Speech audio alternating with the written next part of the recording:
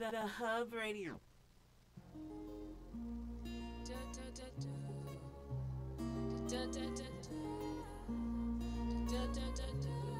I still have to be able to be true to myself.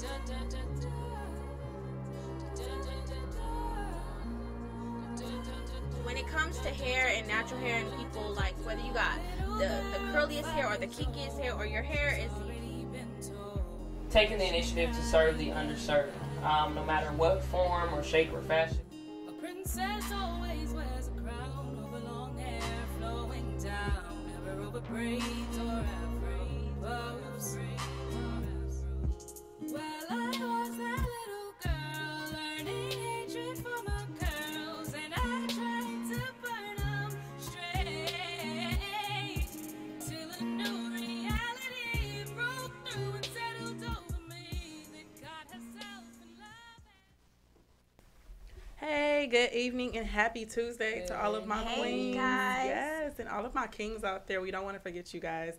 It is 7:34, and you are now tuned into Queen's Table Talk on the Hub Radio. I am your host, Mo, and I'm here with my co-host, my fellow hosts, my fellow queens, my dear friends, Miss Lovely Leah. hey queens, hey. Yes, and Miss Jasmine Renee. What's up? Yes, indeed. Oh, my goodness. So, you guys, we have so much to talk about today. We have so much planned out for today's show. So, let's just dive right into it. Let's do it. Yes, indeed. Like, you guys, let's talk about our weeks. I haven't seen you guys since, I haven't seen you since Saturday. Yeah. What's been going on with you? All I do is work, honestly. But it was really nice because on Sunday was the first time I actually really got to be at church like all day, like I'm used to doing. And it was just really nice to be back at church, honestly. But I'm really excited for next Saturday because I'm going to Cali Christmas and I get to see Chance the Rapper, so I'm really excited about that. Performer. Yeah, so that's what I heard. That's what I heard. I saw So. him in And then Travis September. Scott, I'm not really big on him, but Xavier's pretty big on him, so I'm excited about that. What? What's so funny? Nothing. Go ahead. Shout out to Xavier. Oh my Hey. Xavier. But yeah, so his birthday's coming up, and Aw. then and then I have friends that are doing an engagement ball, so I'm pretty excited about that. Oh, that's Wait, good. what is I that? saw that. Engagement ball, right? Sunshine and Terrell and Asia. Shout out to you what is guys. her tag? Hey. Her, Romeo, his Sunshine. Yeah, Mhm. I'm like, I tried to Is do the this whole week? hashtag thing, it just didn't work out for It's us. this week. Yeah, on the 15th. Yeah, so it's at the same place that Wait, you next Spoken Word Sundays. next week, Yeah. next Friday, next Friday. The girl, Trish, with Spoken Word Sundays is at the same place. Oh, okay. Oh, okay. In And Long then Beach. I'm gonna try to slide in maybe to Cap Christmas, but I'm not sure yet. She said Kappa Christmas. Girl, I've been to Kappa Christmas in like 4 I've never years. been, so I kind of You want to never go, but I'm not Isn't sure. it a younger crowd? Yeah, that's Yeah, what I'm but I saying. always want Like, I just want to go for the experience. I went just like to when I say was that like I've been. 18, 19. And you know, the I've toys never for the been. I kids. don't plan The on toys going for the either. kids, you know. You bring in a free toy, and I think it's like, what, $5 off? But I don't know, because I still haven't bought my ticket, and it's like time is just fastly passing by. So I don't know if I'm gonna go. You like Kappas? No comment. You can't ask her that. You can't, yeah. You Like, showed it out in you're just, Xavier. I know, you're like over here about to get Do me. you- I'm about to I get a was text like, right First of now. all, Girl, I okay, got a I'm not the one that I'm said just- I was going to Kappa Christmas. I mean, You he said you already was going knows. to Kappa Like, Christmas. he already knows that I might go. Okay, yeah. It's still a maybe. Let me know so. how that goes, 'cause I haven't been in a long time. So I heard it was really good last year, so. really, That's cool. okay. Yeah, but what about you guys? What's going on?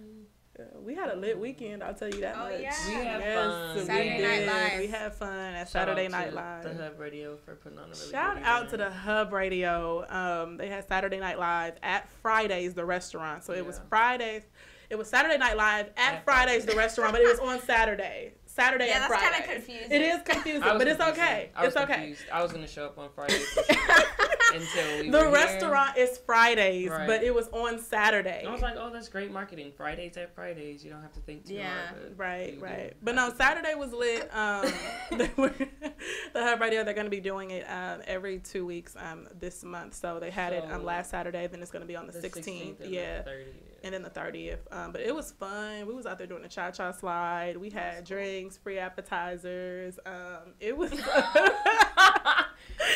QTT was in the building acting a fool. QTT was in the building. I know you were not there, but we Yeah, I represented was at well. work. We represented well. represented I saw the you. videos, so I saw the videos. It was so fun. It was fun. I have to say, I haven't had that much fun in a while. And so. shout out to one of our Magic Mondays people. Yes. JB got to sing. Oh, that's right, JB. Yeah, so Yeah, shout out to her. her. Yeah, she sang at Saturday Night SNL. Live. Yeah, so Yeah, shout that out was to really her. fun. It was really dope. Mhm. Yeah, but that was Are you it gonna was show a the fun video? weekend. Are Are we showing the video? Well, we can keep going. Yeah. Okay. Yeah, But no, okay, so no, for real though, it was lit though. So if you guys are not doing anything up on December 16th, please come out Yes. to Compton's to Compton's to Fridays in Compton. Compton Fridays, Compton. Saturday Night Live. Compton Fridays, Saturday Night Live. Mhm. Yes, it was fun last time, and we're just gonna get better after that. So I'm looking forward to the next one. Yeah. Yeah. Can I tell y'all? So earlier this week, I know that Lance Gross, he shaved off his beard. Yeah. And he went in. Was it this week? No, actually, no, it was last week. week. Last week, he shaved off his beard, and everybody was going in at the fact that he shaved off his beard.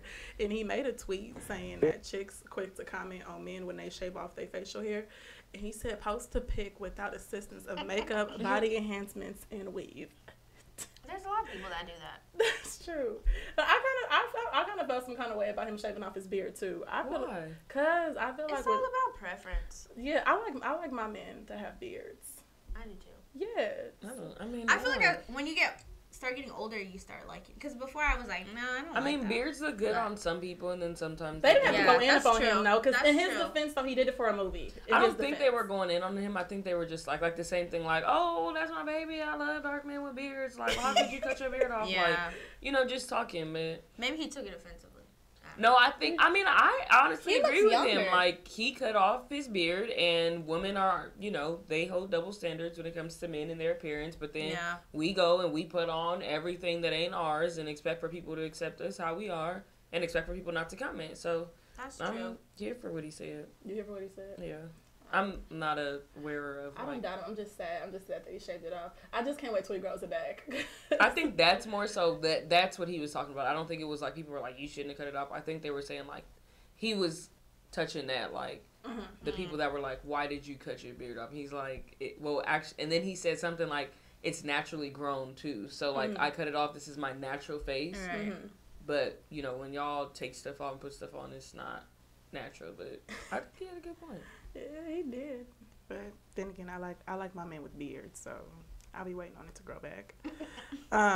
Hey, you guys. So why earlier today I got into an argument on Instagram with this one man.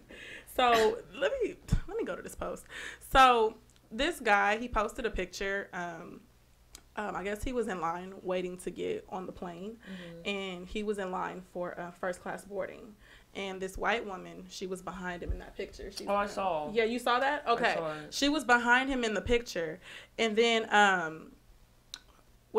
guess she was telling him that, you might be in the wrong line. You need to let us through. It's only for priority boarding. And he was trying to tell her, like, okay, well, I'm in the right line. Like, and she was, like, pretty much accused him, like, of saying, like, what did she say? She said that, he might be in the military or something. That's probably why, like, he's first class. And then he gave her, like, his he showed his boarding pass to her and was like, no, actually, like, I'm in first class. And he was like, I'm just an N-word with money. And then We can't say the N-word on the show. we can.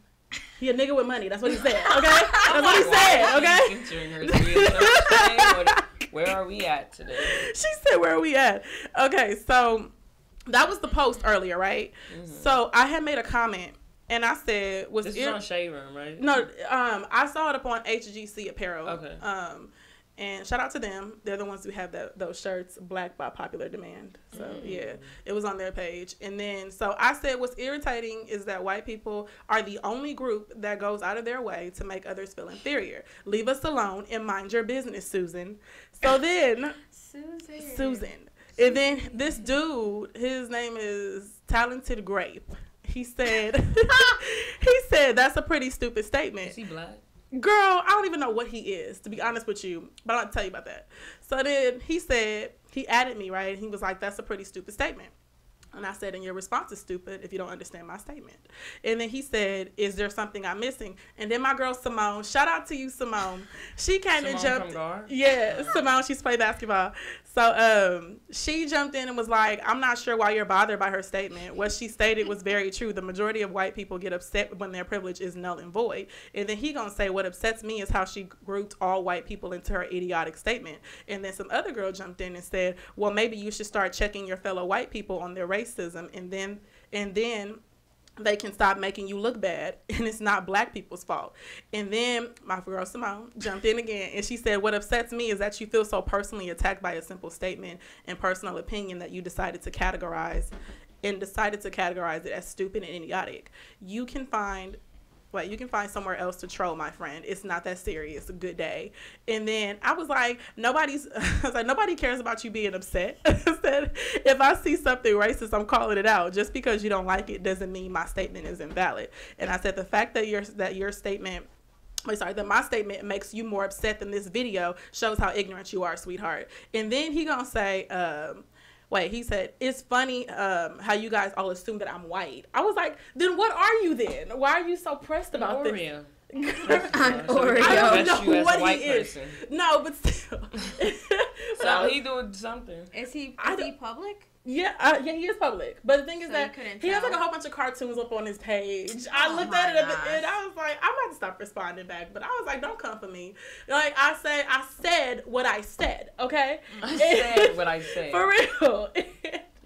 Don't come for me. And the fact of the matter is that the picture really upset me. That's like the whole story, because it's true. Like, you guys do go out of your way. Like, what was the point in her feeling like she had to address him because he's in line? Because white people feel like they're employees of the world, and they like that was not your job to sit here and ask. That's not your job. Even if he wasn't where he was supposed to be. It's not your business. Leave me alone. Right. I'm over here trying to board this plane. And then like, you have no reason to address me. What are you doing here? Or you must be in the military. And then he showed you his boarding pass. Like, sweetheart, not you're even not that he had to show you his boarding pass, but right. the fact that you feel like he's not worthy enough, or that he doesn't deserve to be in first class. Like, what is wrong with you? That didn't even make sense. They need to do something. I mean, they need to get me in a situation like that. So they all gonna be like, hey, we all gotta stop because I ran into a crazy person and she wasn't having it. But no, but I've somewhat experienced that. Yeah. I have like a new car, and I'm driving in like some white neighborhood. I don't even know where I was at.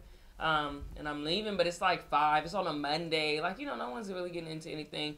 But there's, people outside. They're really nice houses.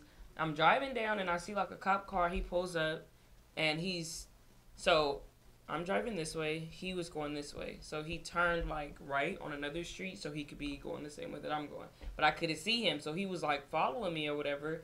He flashes his light in my car once he finally meets up with me. So I'm trying to like lose him, but he ended up finding me. Flashes his lights in my car. Mind you, it's still light outside.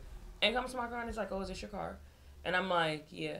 He was like, oh, so did you, like, are you renting it or what's going on? And I'm just like, no, this is my car. He was like, okay, so can I see your registration or whatever and all this? So I showed it to him. Right, but he was, and I'm like, what did you stop me? And he was black. And I'm like, what did you stop me for? I just need to see your registration and see if this is your car. He wanted Ben Carson. So, yeah, he was just like, oh, so is this? And I'm like, dude, like, so a black person can't have, a nice car? He was just like, okay, so trying to figure out how I got my car, like, are you serious? What is that? How did you get your badge? Right. Okay. And then it's light outside, and then he's going to say, he going to look in front of my car and go, oh, well, you need to turn your headlights on. And I'm like, what? He said, do you have any questions? Please get out of my face. Like, real talk, just get out of my face. Because I'm really disappointed right now. Like, you stopped me for no reason. Exactly. And it's like, we can't just exist in places without people questioning why we're there. If it's a positive space, we can't just exist. And it's like, they don't want us to, or they want us to be violent. Then when we show that we aren't violent and show that we can actually be civil citizens, oh, why aren't you being violent? Or I'm going to push your button so that you get violent. Like, it's not okay. And it's something that needs to be addressed, but I'm not here for it. No, for real. That happened to me too. I used to work in Arcadia, and I was driving one day, and it was dark. and it was raining that day, and I just happened to turn down the street because right when I was turning down the street, like my signal got knocked out, and I lost my, you know, like when you turn on like your GPS, like it stopped working all of a sudden, like so I turned up in the neighborhood, and then like I was trying to like pull up the address again. And then so next thing you know, like this lady like comes out and like knocks up on my door or knocks on my window, and she's like, and I rolled on my window, I was like, yes, may I help you? Your window? Yeah, I cracked it. I was like, who are you? I was like, how can I help you? And then she was like, can I help you? Like, she was like, do you need help? And I was like, no, like, why are you by my car? You gonna and need she help was getting up off this floor. This what she said. This what she said to me. No, that's what she said. She was like, this is my house. I've lived here for 30 years. And I was like, I'm not going to tell you what I said. I can't say it because my parents probably watching. But I said, I don't care that you've been living here for 30 years. It's going to take me 30 seconds to knock you out. Get out of my face. Get away from my car. It's raining out here. First of all, this is what white people do. You don't go up to nobody's car and you don't know who's on the inside of the car, right. And it's pitch black outside, right. And it's raining on top of that. So you felt compelled to come to my window and ask me, what am I doing up in your neighborhood? Are you serious? Because they think they employees in the world. Oh my God, on everything Just I like love. George I can't Zimmerman. tell you, y'all. And you know what's crazy? I really thought about that situation, and I was like, okay, like let me just calm down and get up out of here because I'm really like about to go off. And usually, like I don't get upset to that magnitude, but I was really, really upset because I was like, first of all, you're not about to sit over here and accuse me and make it seem like I'm not good enough. Wrong. Yeah, like make it seem like I'm not good enough to be in your neighborhood. And on top of that, I'm minding my business, trying to find an address. I'm trying to find directions. Right. Get out of my face. But they don't understand how much of a mental thing it throws you off because Yeah. when they come for you, they're coming for you because of but something when that you you go can't off change. though, you're the person that's in the Right, wrong. but it's like Right. the mental aspect of it, they don't really understand it, and then they try to say like, oh well, black people are racist to whites, but it's like y'all don't get affected by racism in the way that we do. So if you want to say that I'm racist, okay, that's fine, but how is it negatively affecting you? Right. How is it? Are you losing jobs? Are you Right. not able to get hired? Are you not able to get loans because of my racism? No. Right. But that happens in the face of black people when it comes to dealing with white people trying to get things handled. So it's just like, I don't know, white people just feel like they feel entitled and need to go sit down somewhere. Your privilege is showing. Please cover up. It's cold outside, y'all. It's cold. So It's really cold, actually. it is. It's very cold. So I see. You see, I got this sweater on today. Yeah. So but yeah, no. I can't deal with the mess that's going on. Right. So we'll take a minute to decompress, and then we'll take a quick break, and we'll come back, and we're gonna get into gentrification when we come back and what's going on in the city of LA. So stick around. We'll be back in 5 minutes.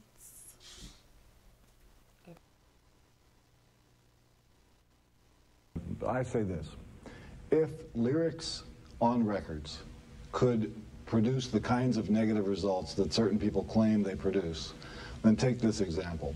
Most of the records which are broadcast on the radio are songs about love. 99% is about love.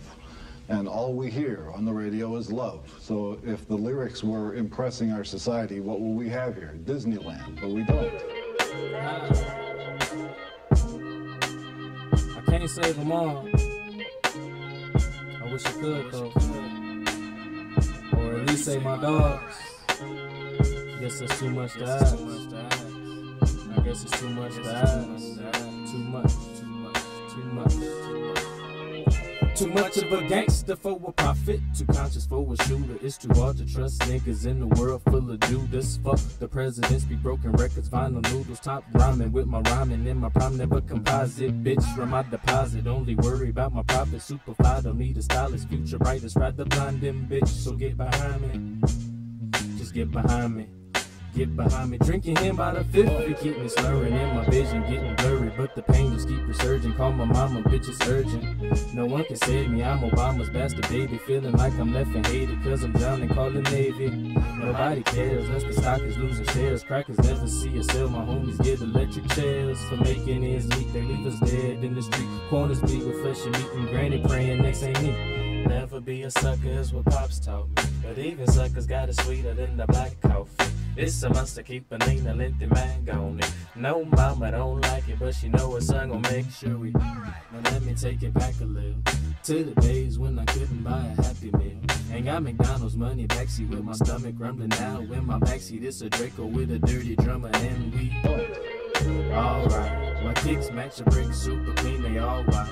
Bitches asking for my number, acting like it's Wi-Fi. I ain't tripping, they stacking digits to the high rise. I want you to realize that realize you ain't slick. No, you do not master these skies. Don't play games with these guys. They be on the corner suited tough, but nah, they ain't serving up no bean pies. Corners where they dreams lie, right under that street sign. On my knees, shake them tenderfold before we crap out. Shorty's got they back out. Tory Burch and them sundresses. It's the summertime, so them niggas pressing. They ready to act out. I'ma bring it back now. Fuck them hoes who said I wasn't shit, look where they at now. I ain't never back down, I'ma stay solid to the grave. You can't blame me cause that's how us niggas made. Fuck that shit to rap now, niggas think they trap now. Boy, you gotta owe you bagging that shit down the grand. Come and get your mans down, you need got his hands down. If you gon' do it right to put the game down, understand. And listen to me, motherfucker, I'm talking to you just to show you that's how much I love you. Don't think you gotta strip or get naked up under covers, make yourself feel special. Hear that man say he love you, girl, I tell you now I love you. You ain't gotta feel that struggle, I eat the bullet for you. You can go on and keep your muzzle, go on and keep the belt too. Make sure the pussy lane proof, cause when the real one get it, baby girl, you know you can't lose. And that's one day you gon' realize real power lies in your mind when you a better you. That's the ultimate demise. Just listen to me, take notes, my message is true. I hope you make it prosper and increase your revenue. Level up on them, do the shit that bosses do. And to think I'm giving game, I ain't even 22. Cuban links is on my chain, but I wanna tie you. This between me and you. Hey, hey. Just take a trip with me, baby. Come on. I'm gone.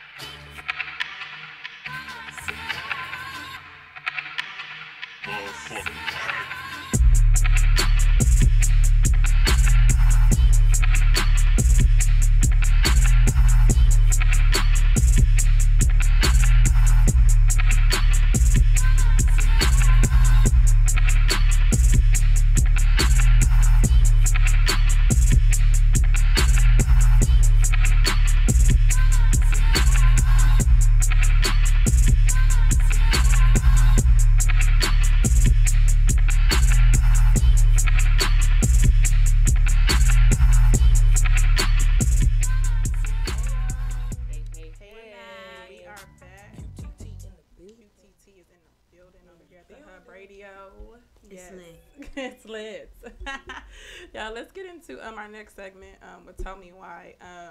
Today I really just wanted to shift and talk about gentrification and all that's going on up in LA, because it's been something that I have been looking at for a while. Yeah. Not only do you see it with your own two eyes, now it's being talked about a little bit more as they're bringing more construction into LA. With the construction of the football stadium that should be done in 2019, with the renovation of the Forum, with this new Crenshaw and LA light rail that's coming, that should be done by 2019 as well. The expansion of USC, is so much construction that's going on to where now a lot of these property investors are coming in, buying a property in Inglewood, and pretty much the price of rent is going up, and they're pushing out a lot of these people in these communities, which are heavily Black and Latino, and you know what happens when we get pushed out of LA. We have to move to the IE, the Empire. Yeah, exactly. So it's something I really wanted to talk about though, because I saw it up on if you guys watch Insecure, she had brought it up. Issa Rae had brought it up on the season finale, when she was talking about how her rent had went up and how she was forced to move out. And then if you guys watch the season finale, there was a little white girl that called Inglewood I Would, and I was like, oh yeah, this is something that's real. So we definitely got to talk about it. But like I said, it's something that I've been seeing for a long time.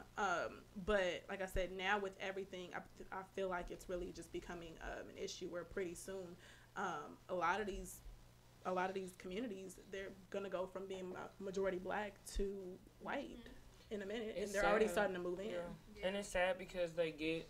I mean, if you think of the USC area and you think of being, if you just go down Figueroa, so you have, if you start like back in like Gardena area, if you start off of Imperial and you go up, once you get up into maybe like the 30s or something, that's when you get towards USC, and it's a completely different world. And then when you come over into like the 40s and stuff, it's I mean, poverty. But then you see this like really, what is the word? I lost the word that I was trying to say. But you see a really nice university where people are coming from all over the world, and they're getting all this money, but none of it is going back into the citizens or the residents that have been living there, and the people that have been living on these blocks have been living there for a long time, but they don't give the money back into them. And even with the renovations that have been happening in Inglewood, I've taught in Inglewood before, and these kids are not getting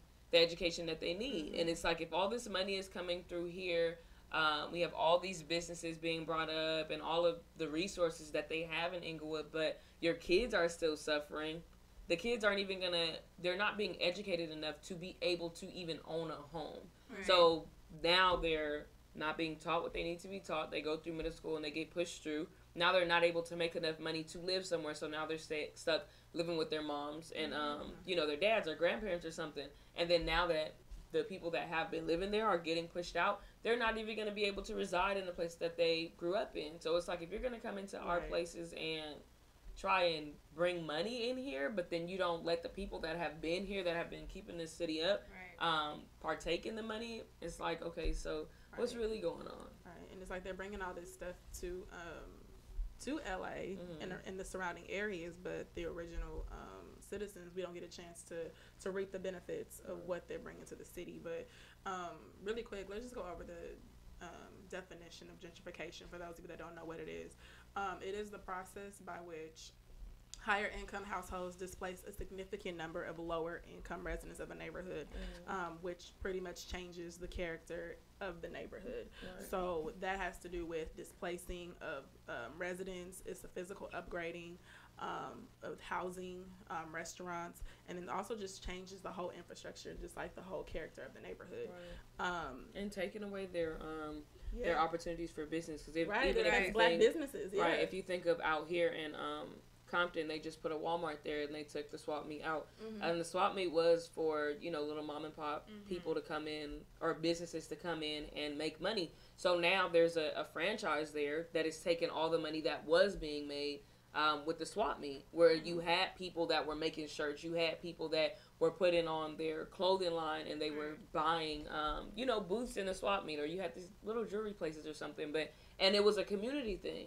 So when they took that out, it's like, okay, cool, we're getting a Walmart, but then you're taking money out of our neighborhoods. And like they say, when you go to a store that's a franchise or a chain store, you're feeding people, or you're giving money to people who already have money. But then when you're going into like small businesses, you're giving money to someone who's going to feed their children. Like, that's a direct connection. So they took that out of the city, and it's like, yeah, okay, it's going to bring a new look, but then also understand that with the new look, they have to take those people out. The look may change, but they also have to get those people to be removed. So I'm like, I never was really here for the Walmart being brought out here.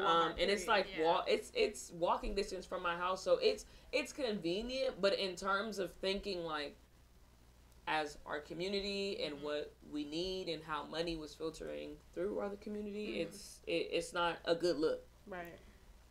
I just thought the numbers in some of the articles that you shared with us were really shocking about how LA has 58 billionaires and 58,000 homeless people. Exactly. Because if you go downtown LA, on one street it's all nice and you see all these nice apartments and loft spaces, and then you walk a couple blocks down and then you see like a homeless city. It's a totally different the fact world. That LA ice cream shop up the street. Right. Like the fact that LA looks like that is just, honestly, I just think it's horrible that we can just coincide like that and nothing's being done about all these people. Like, it's not even like a couple, it's like a whole like town of homeless people with their tents and all that stuff. Because we all go down to Skid Row and feed them. But what is really being done to help these people out? Right. Because what they need is shelter.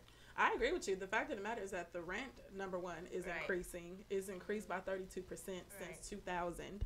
And then on top of that, it doesn't match what wages are. Wages have decreased by 3% since 2000.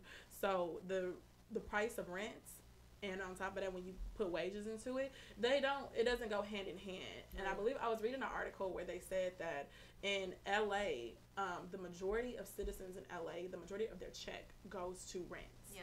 And I think it's between LA, Miami, and San Francisco. I believe there's another city. Oh, in New York. New York. But I was like, that's really sad to understand like that the majority of your check is going to rent, and then on top of that, you guys are still going up on the rent and pushing out people, and now you're forcing people to have to move out to Riverside and have to move out to Fontana and Victorville and San Bernardino to move miles and miles away from the city. Like it's not cool. A lot of people I know have moved to Corona because it's cheaper because there's not really a lot out there. So, and then I know a lot of people are moving to Texas, like personally my family. Yeah. They're all moving to Texas because the cost of living is just way cheaper. It's ridiculous. As well as I know, I did a project when I was in school and I was in a demographics class. Majority of people our age are still living with their parents up until they're about 30 because they cannot afford the cost of living in all these different cities as well as paying that debt back. So honestly, I just think that it's a different time because back in the day it was like you turn a certain age and then you're out. But now it's like you see us like you see more families. To live on you see like generations, like 3 generations probably in one household because it's just too expensive. It is. So it's sad that they're basically raising the rent to push people out. Yeah, but also too, I know what they're trying to do, like as far as building up LA, because like I said, they're trying to build up the stadium, of course, because we have the football teams, and then I know they're bringing the Olympics to LA about 10 plus years from now. So I really feel like a lot of that. 2024 or 2028? It's either 2024 or 2028. I don't remember. I don't think it's 2028. You don't think so? Yeah, it's one of those in the 2020s. Yeah, they're bringing the Olympics. So I feel like a lot of this stuff that they're doing though, it's really LA, like they're really trying to build it up. But in the midst of them building it up, it's coming into our communities to where they're not really our communities anymore. And I really just feel like as a culture, as a community, as Black people, we need to invest in our community. So when people do come, when property investors do come and want to buy up land, like we can say, oh, you know what? No, like we're going to band together and put our money together and put our resources together. So that way we can invest in it. And that's the reason why that's the reason why they're able to come in and buy the land in Inglewood for so cheap because we haven't invested in it and it's just been sitting there and it has not saying it doesn't have any value, but the property value is low.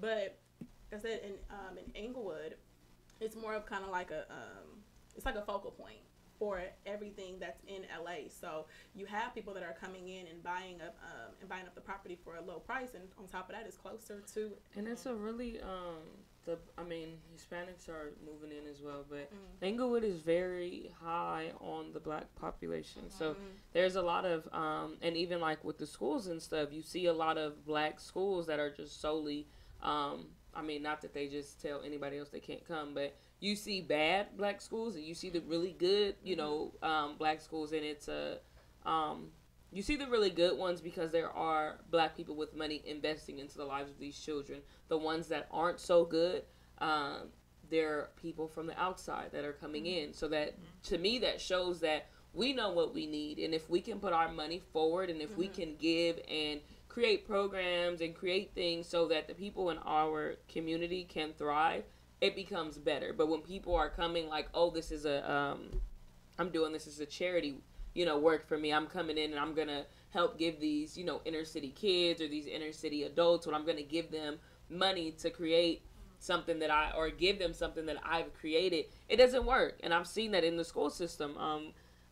People that don't know how to deal with our kids, trying to teach them, or principals coming in trying to run a school and they run the school into the ground because they don't know how to be personable with our parents. They don't know how to be personal with our students. They don't know how to motivate our children. They don't know how to teach effectively. And like I say, my students have taught me how to thrive in the face of adversity, because teaching math, like, they hate math and they want to be out and doing whatever. They're, crazy kids, but trying to teach them, it has definitely taught me how to teach in the face of adversity, but not a lot of people are willing to see past the negative attitudes. And that is not only for the kids, but it's for our adults too. They're not willing to see past that and give them something that they can thrive positively in. So I think that's another thing.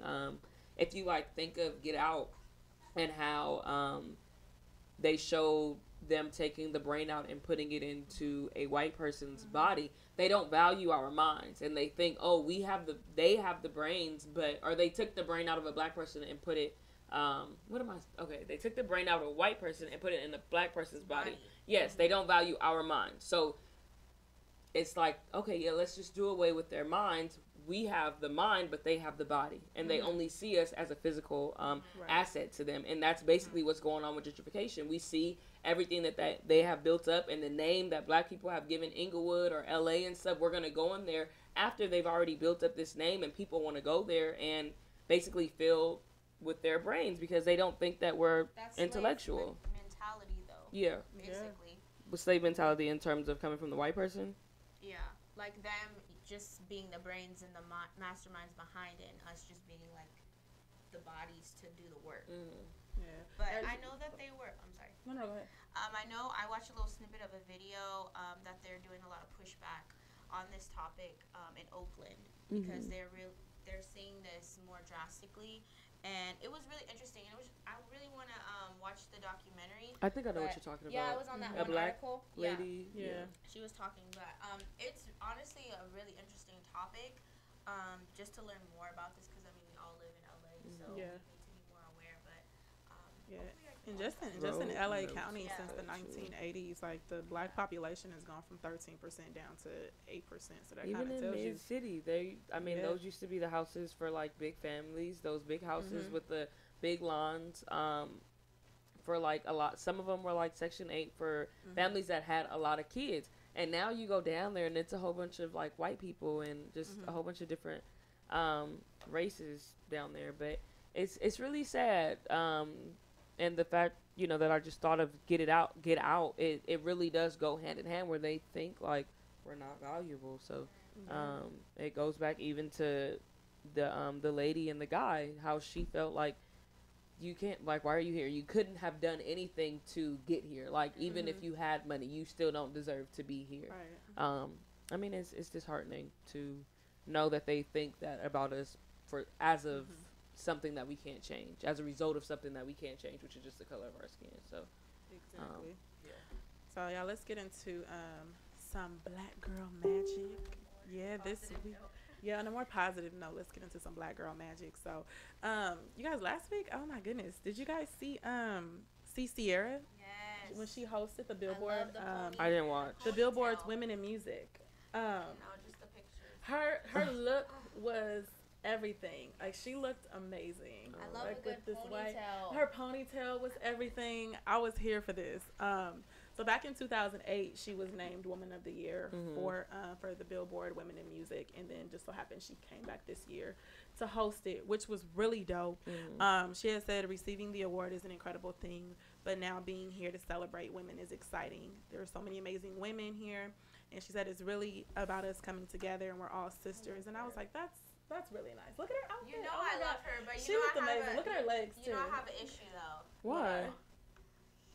I still want to know what her baby looks like. Oh, Jesus. She I said, still, like, why haven't we don't you even know shown what us your Beyonce's twins baby? look like. I thought there was a we've seen, picture. like, little pictures of them, like, far away. Yeah. But she has not showed, like, I'm here for a it. wrist, Keep your a baby hand, in the wrap. a foot, nothing. people be talking about. I just people wanna be talking see. reckless about kids now, so I can understand But why I she ain't feel in my showing her heart kids. that her kid is really cute. I don't know. I know. I believe it. I really do believe it. Because But she's amazing. she is amazing. But Yeah, I no, just she really looks want to see the amazing. kid. I just really want to see. I would have been here if it was like a complete dress. I don't know what that. I like is that. under it. I like it, and like I her really hair is like giving it. Or me maybe if Coming it to was America red. vibes. If it was her, red. like, the way her chest just is like sitting up. Yeah, and the that, dress and thing Yeah. is fine, but if the thing was red or You something. think? Yeah, I'm not really here for that. It But just, I like it's the very white and, like, dramatic. the- yeah, yeah. very dramatic. I thought she looked nice. Like she's just out She here making does, moves. she does.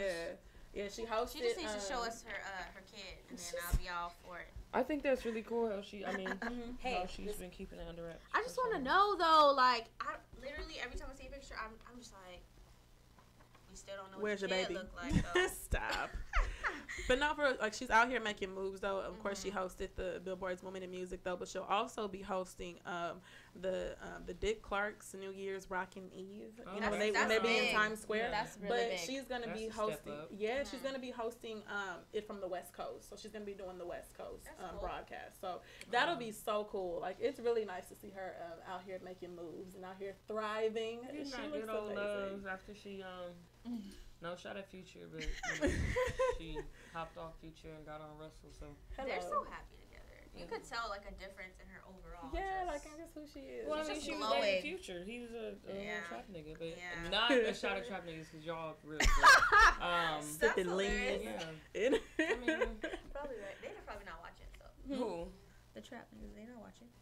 We at the Hub Radio. They watching. I don't She think said so. they Maybe watching. they watching with their girlfriends. I Oh don't my know. goodness. No, they Oh. want to get into at the Dre lives of laugh. Get it. queens. They want to get into the lives of queens. They Get watching. into it. Hey y'all, come through Come Tuesdays through. at 7. We got some for all y'all. We got some. We were For all just saying y'all. we need to get some guys on here. We want y'all to do. come speak y'all. Well, my trust me, gosh. y'all gonna have to sit at the table real soon. I actually admire the way that guys think. Like, well, Yeah. niggas Oh, think. yeah. I really do. I just, I Perspective. no. Like, I like to have conversations with men because I like to know how they think. And not If like they- these men that are in college, like actual like niggas that are just like, you know, niggas like they think so like Niggas that are actually I have niggas. to explain What? that, but I just love having conversations with them because they think so logically and sometimes they say Oh, stuff yeah. and it's like what? But they can explain it Oh, so yeah. well. Right, So yeah. it's like, Good okay, Lord, cool. I'm yeah. willing to sit here and talk to But you. the way like, she phrased like, that, yeah. niggas So who cool. just are niggas. you better like, come over here and talk that knowledge. You better tell me. Come on now. Oh Yeah. my god. I'm here for it. Yes. Yes, but going back to Black Girl Magic, for the Billboard Women in Music Awards, Solange, she accepted My the girl. Impact Award, Yeah. and she accepted it for her album A Seat at the Table. It's very much well deserved for her. It is well deserved, Well-deserved. and I have to tell you, I love that album. It called out Yes. everything from racism and the cultural appropriations, and was just about the sentiments of a Black woman. And I was so here for her. And she was saying that, you know, she wants to be able to control her own narrative, and she wants to be able to exist in her own truth. Right. And I thought that was so dope. And a little fun fact is that when I listened to this album last year, I knew that I wanted to do a show, but after I listened to the album, it actually pushed me to want to do Queen's Table Talk, which is why it's called Queen's Table Aw. Talk, because I wanted to be a table actually in it, because I wanted to be like, oh, okay, what if I... Oh, got it. Yeah. I'm like, what? That's Like at what the if table. I name it like A Seat at the Table, but I was like I don't want to get sued, so I was like let me She will come for us. Right. No, No, Right, right. for real, and I ain't got them coins, okay? Yeah, So You're just gonna have to be her slave. Like, I ain't got no money slave. for you. yeah, I ain't got no money, girl, But but yeah, she really did that album. I was at an all-white school when she dropped it, so I was just playing that thing throughout the dorm, like just wherever I went. But it's funny because the white people were also listening to it and bumping it to it. I'm like, do y'all really like Do y'all understand really what's understand going on? 'Cause what's she going telling on? y'all to sit down. Like Yeah. we have our table over here. You guys yeah, go do what you do. But I don't it think was so. such a They don't a understand. testament to like our soul and who we Yeah. are like as people. and she gave a voice like to Yeah. everything that we felt, and I was like, see, this was therapy for me. Yeah. It was very therapeutic, and it just showed me that you don't have to fight for a seat at everyone else's table. You can create your own table where you can create your own space to be vulnerable. You know, And that's another thing I wanted to like touch on too. I might touch on it in my segment, but the aspect of like Black excellence, and we think Black excellence looks like being excellence in the face of, you know, white people, but it's just being excellent as a Black person. Yeah. So we also need to create our own things and be excellent in that. But there's so many times us as Black people think we aren't validated if we aren't validated by a white person. And it's fine if you are able to create your own business and you did it on your own. Like, that's Black excellence. Because even with the, I don't know her name, the one that is, it starts with an M. She's marrying one of the little Prince oh, guys. Megan. Yeah, like, Oh, people yeah, are yeah. saying that's Black excellence. And I'm like, she don't even claim us. Like, she says she's a mixed person. And we sitting over here hyping her up because she didn't married, and y'all know how I feel about that. She didn't marry some white guy. How's that Black excellence? Because she got into someone else's. She didn't create what that is for her. Like, I mean, I just don't. I'm not here for it. And I've been seeing that. Like, yeah, oh, she's Black excellence. Like, no, like I'm more Black excellence than she is. Like, I don't have to marry into somebody gonna marry into my wealth. Like that, it just got rubbed me the wrong way. But Black excellence does not need to be validated by a Right. white person. That is, it defeats the It's purpose just of the what it name. is, Yeah, black it's excellence. just being black and being excellent in what it is that you do. And excellence isn't like, you know, all being glorified and all of that. It's just being able to wake up every day and do what you do, and to go out in the face of the oppressor, or to go out in the face of everything that we go through as black people, and to be able to strive. That's black excellence. But Exactly. I'm just people. We need a one-on-one, a seminar on what black excellence is. Seminar. Yeah, I'm just not here for it. Like, Oh my It's goodness! just- But speaking of black excellence, SZA, my girl That's my SZA. girl. I was just That is listening to my her girl album right in the there. car before I got Girl, here. come on. Okay, so SZA is nominated for 5 Grammys.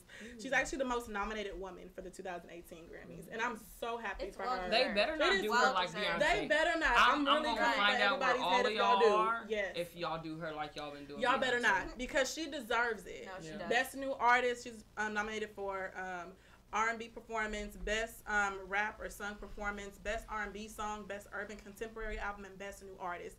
And I really hope that she wins, because she deserves it. Her whole album, Control, I was telling everybody to listen to that album over the summer. I was like, look, if you are Yes, it does. black and if you are a woman and you're young, in your 20s, you need to listen to this album. Right. Like, when I thought A Seat at the Table was therapeutic, Yeah. but this right here, I was like, yes, like, because she's talking about the 20-something. So I was here for it, and I loved her album. And what she said when she was talking about her nominations on her Instagram page, it was really nice what she said. Yeah. It was really long, but she said pretty much this whole entire thing as far as fame and adjusting to fame, she said it puts her wildest dreams to shame.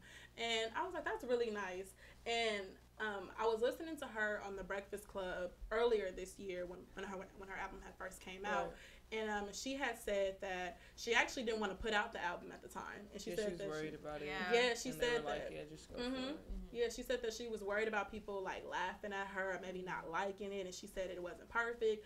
And the producer was like, no, like, we just gonna put it out. And she was like, no. She said that she cried and she cried, and when it came out, it was a success. But And it I- actually wasn't doing well at the beginning. Like, we were all hip to it, but Yeah. it didn't start doing well until maybe she went on tour or something. Uh-huh. But, you know, it took time, and I'm very happy that her voice is now being heard, and Yeah. it's heard for our People are sake. getting like Control tattooed on their bodies. They're going I crazy. love SZA, but I ain't Yeah, about I'm to not put that tattoo deep on in me. it, but like everybody's getting like Control on there. Yeah, but no, I really feel like SZA's is a testament to what can happen when you get out of your own way. And I thought her story was just really amazing about the whole backstory of the album, and just to see how much success it's gotten. Because I love the album. What's your Yeah. favorite song on it? I'm a fan of Broken Clocks and Garden. Yeah. And The Weeknd, of course. Yeah, I like Doves in the Wind. I Yeah, I like like that I like Garden too. I almost like every song. 20 somethings. Oh, yeah, that that's right my there song. had me I in my love feelings. Normal Girl. Is it Normal or Normal- Normal Girl? a Normal I like Girl, that yes. because of the part that she says, I want to make my dad, I'm the type of girl to make my dad I'd be the type proud. of girl that my daddy that he would be proud of. Will be proud of. I love Yeah. that. 'Cause I'm daddy's girl, but I love that song. so. Yeah, and I actually heard her explain what that song meant, because I think she was saying that you know, you have like these girls out here like that have like master's degrees and they lawyers and stuff like that. And she was like, I don't feel like I fall into any of those categories. Like, I'm just a normal girl, and I think it was just more so her talking about her just being happy with who she was and just being satisfied in where she was in that moment. Like, I may not have this, and I may not have that, but I am who I am. So I And thought it was think dope. it was important to put that that aspect, because a lot of people think a lot of black women grew up without dads. So to say, like, you know, I wish, you know, I know I'm the girl that my dad would be proud of. It's like, oh, like, you have a dad. Like, I think someone had asked me that, and I'm like, Somebody asked me that too. I was do like, I have a dad? do you have a dad? Right. Everybody Do I has a dad. Right. I mean, like, in your life, and I'm like, it was like a kid. I'm just like, what? But What? the have fact a that dad? somebody would assume that about you is what's irritating. 'cause I I've had mean, people but assume that it's about not me, too. through their assumptions. It's what is put out in Yeah. social No, social media yeah. and stuff, and what we see. We've seen girls, black women with daddy issues on TV acting a fool, and them trying to put it on, oh, the dads. And then sometimes the dads are in their life, but they just don't want to deal with the foolishness, so we don't see them on the TV. So it's like, that's another, you know, testament to us needing positive images. And if you are a father and you listening, Kings, you guys have to be present in your children's lives. And one thing I always say is that child, you may be fearful, and that's you know, it's okay to be fearful of parenthood, but that child has no idea of your fear. All that child knows is that you're there when they see you, and they know that love. So you grow with your child every day that your child gets older, you get older as a father. So if your child is 2 years old, you've been a father for 2 years and you guys are growing together, but that child has no idea. I'm sure my parents have messed up so many times, but I mean, right now I feel like they did a pretty good job with me, like, you know, but they know what they did. But I think just to any mothers, young mothers or fathers, just understand that you're growing with your child, and that child has no idea of the fears that you have. They just want love. That's all they really want. So show up and be there to help us better the community. Yes. And then really quick, Rihanna, she got a street named after her. Riri. That's really big. Our girl Riri. It's like the Rihanna perfect Drive. timing. Got a girl, Riri. Yes, Riri. And then I want a street named after me. I do too. Dre, can we That's work on pretty that? cool. Right. Queens That's Table pretty Talk cool. Drive. QTT Drive. Where would we put that at? I don't know. We'll figure it out. We'll figure it out. Well, I want my own, but we can do that. I want my own. It will come. We And put then it out look, there she's in the just- universe. just We're gonna have a street glowing, named after her. just glowing. I know She I like is. the yellow. Yes. And I love how dedicated she is to her culture. I think that's it shows to Black people we need to be like that too. Yes. But we're gonna go into a quick break, and we are going to come back with with Dear Dear Queen. Queen. We got a good one this time, guys.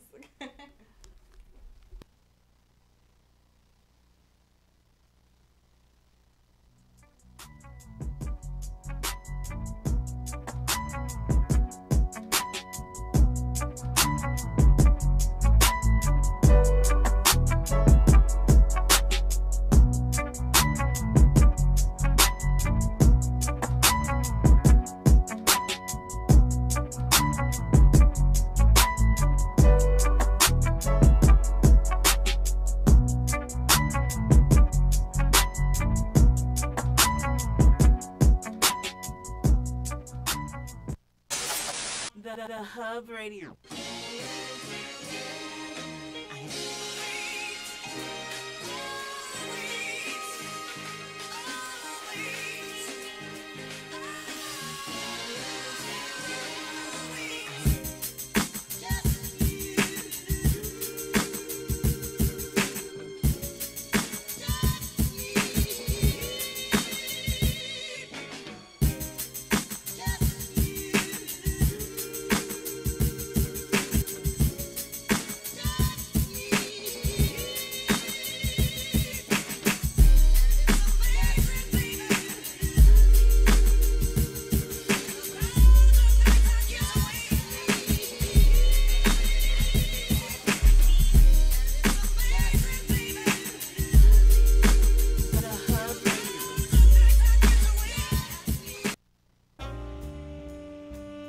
Coco's Lip Smacking Cupcakes offers custom cakes and cupcakes for every occasion.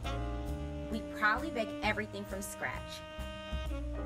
With every moist and mouth-watering bite, you will be smacking your lips by the time you are finished. Make sure you follow us on Facebook and Instagram at Lip Smacking Cupcakes.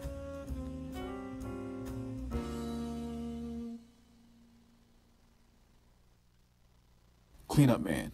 We provide professional, affordable, dependable services from carpet cleaning and upholstery to flooring, 7 days a week, same day or by appointment. So call, text, or message 562-279-6488 for service as good as advertised. On Track Killers TV.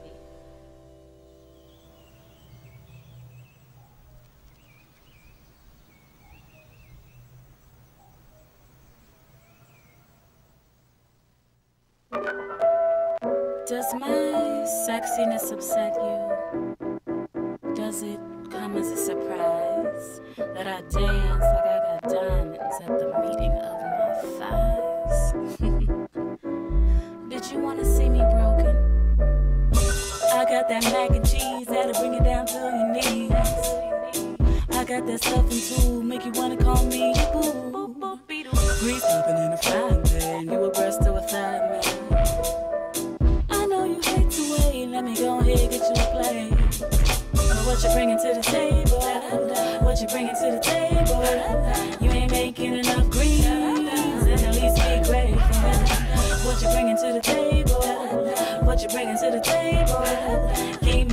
deserve, don't desert me. At least stay faithful.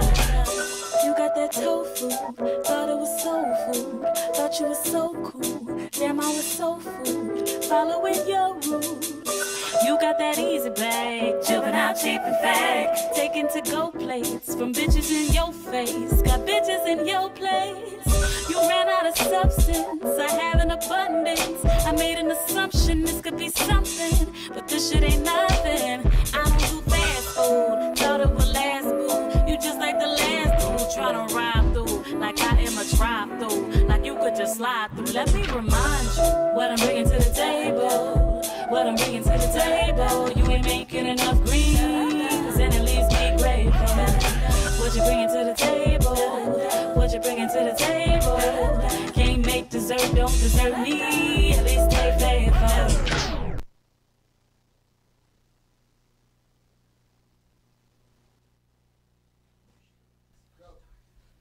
Hey, the queens are back. Yes, we are back At the Hub Radio. live at the So Hub Radio. let's get into our question. Yes, Dear this is Queen. our Dear Queen segment, so I'll be reading the question today. It says, hey Queens, I have a question that I need you to answer. I've been talking to this guy for a couple months, and when the topic of sex came up, I asked him how many partners he had been with. When I asked, he got really defensive and said that it doesn't matter, but to me it does matter. I feel like if we were starting a relationship, I think it's important that we put everything out in the open. Is it ever appropriate to ask your significant other how many sexual partners they've had, especially when you're starting a new relationship? This is a good question. Does it really matter It's a though? really good question. That's how I feel. I think it's That's- preference. Okay, me personally, I really don't get too caught up on numbers. I really personally don't care. Not saying I don't care, but only thing that I care about, your whole sex life, your whole sexual past is not my business. Right. Okay? Only thing that I care about is What is? no. I'm just saying. Only thing No, that I I'm care. laughing at Aaliyah. Oh, I'm She smiling. was like, no. You excited? I'm You like excited? getting red. Okay. You getting red? Yeah. Oh, she's Oh, we feel like talking I'm about getting sex. hot. That's why. No, it's not because we're talking about sex. It's just because I have what I want to say. Okay. I've been okay. waiting for this No, part no, all lovely day long. Leah. I'm okay. sorry. Go ahead. But but no, okay. The only thing that I really care about is number one, have you been tested? And number two, do you have children? And number three, is there anybody who you used to mess with that's still in the picture? That's all I want to know. You feel me, girl? That's all I want to know. Like outside of that, your body count is not my business, and mine is not your business. And I just feel like we should just keep it at that. I just feel like I don't get caught up on numbers like that, because I feel like, what are you really asking for? Like, I feel like, are you asking, like, if you're gonna ask that, I really think that you need to be able to be prepared for the answer that you get. Like, in your mind, do you have like some kind of range that, like, if they fall outside that range, you're gonna be upset, or you're gonna start judging them, and you're gonna be like, oh my god, you nasty, why would you do that? But like, you And I can't don't know change it. why nasty. dude didn't just tell her, like, Yeah, like, why did you just say it? or I don't maybe he understand. really like her. He like, oh, I used to be a hoe, and I don't want to. I mean, but we But can even talk if he about said- that. even If if that he was the gives the case, numbers, we can talk yeah. about that. We can talk I about can't it. judge you for that. I But rather I just feel That know was a clean before. slate. That was asking before. because- That was before her, so she can't get upset. Exactly. But I still feel like you have a right to know. I mean, they're newly dating, so I mean, I don't know how much you're feeling him. But personally, I want to know, because you can say, yeah, I got tested a while back, but I want to know from that while back, how many people in between was it between that while back when you got tested and me now? Because if I'm gonna be sexually active with you, I need to know that. I need to know. Or you can just get tested right now. Right, your question could just be, have you gotten tested, or if not, then go get tested. But Right. the thing is, what is you knowing their body count I gonna just do want for to know you? how many people. So when we go out around your friends or whoever, and like how we talked about at the shut-in, and how you want to know, like, oh, I go into a setting. The Oh, shut-in. you wasn't there. The Yeah, talk the that topic we had was about lust. fighting your Oh. flesh. Yeah, fighting your Right. flesh. Yeah. Fighting No, your it got flesh. real. It got real. Yeah. So I mean, you go into a setting, and then you're like, and then your boyfriend or your the guy you're talking to is like, oh, I slept with her. Oh wait, her too.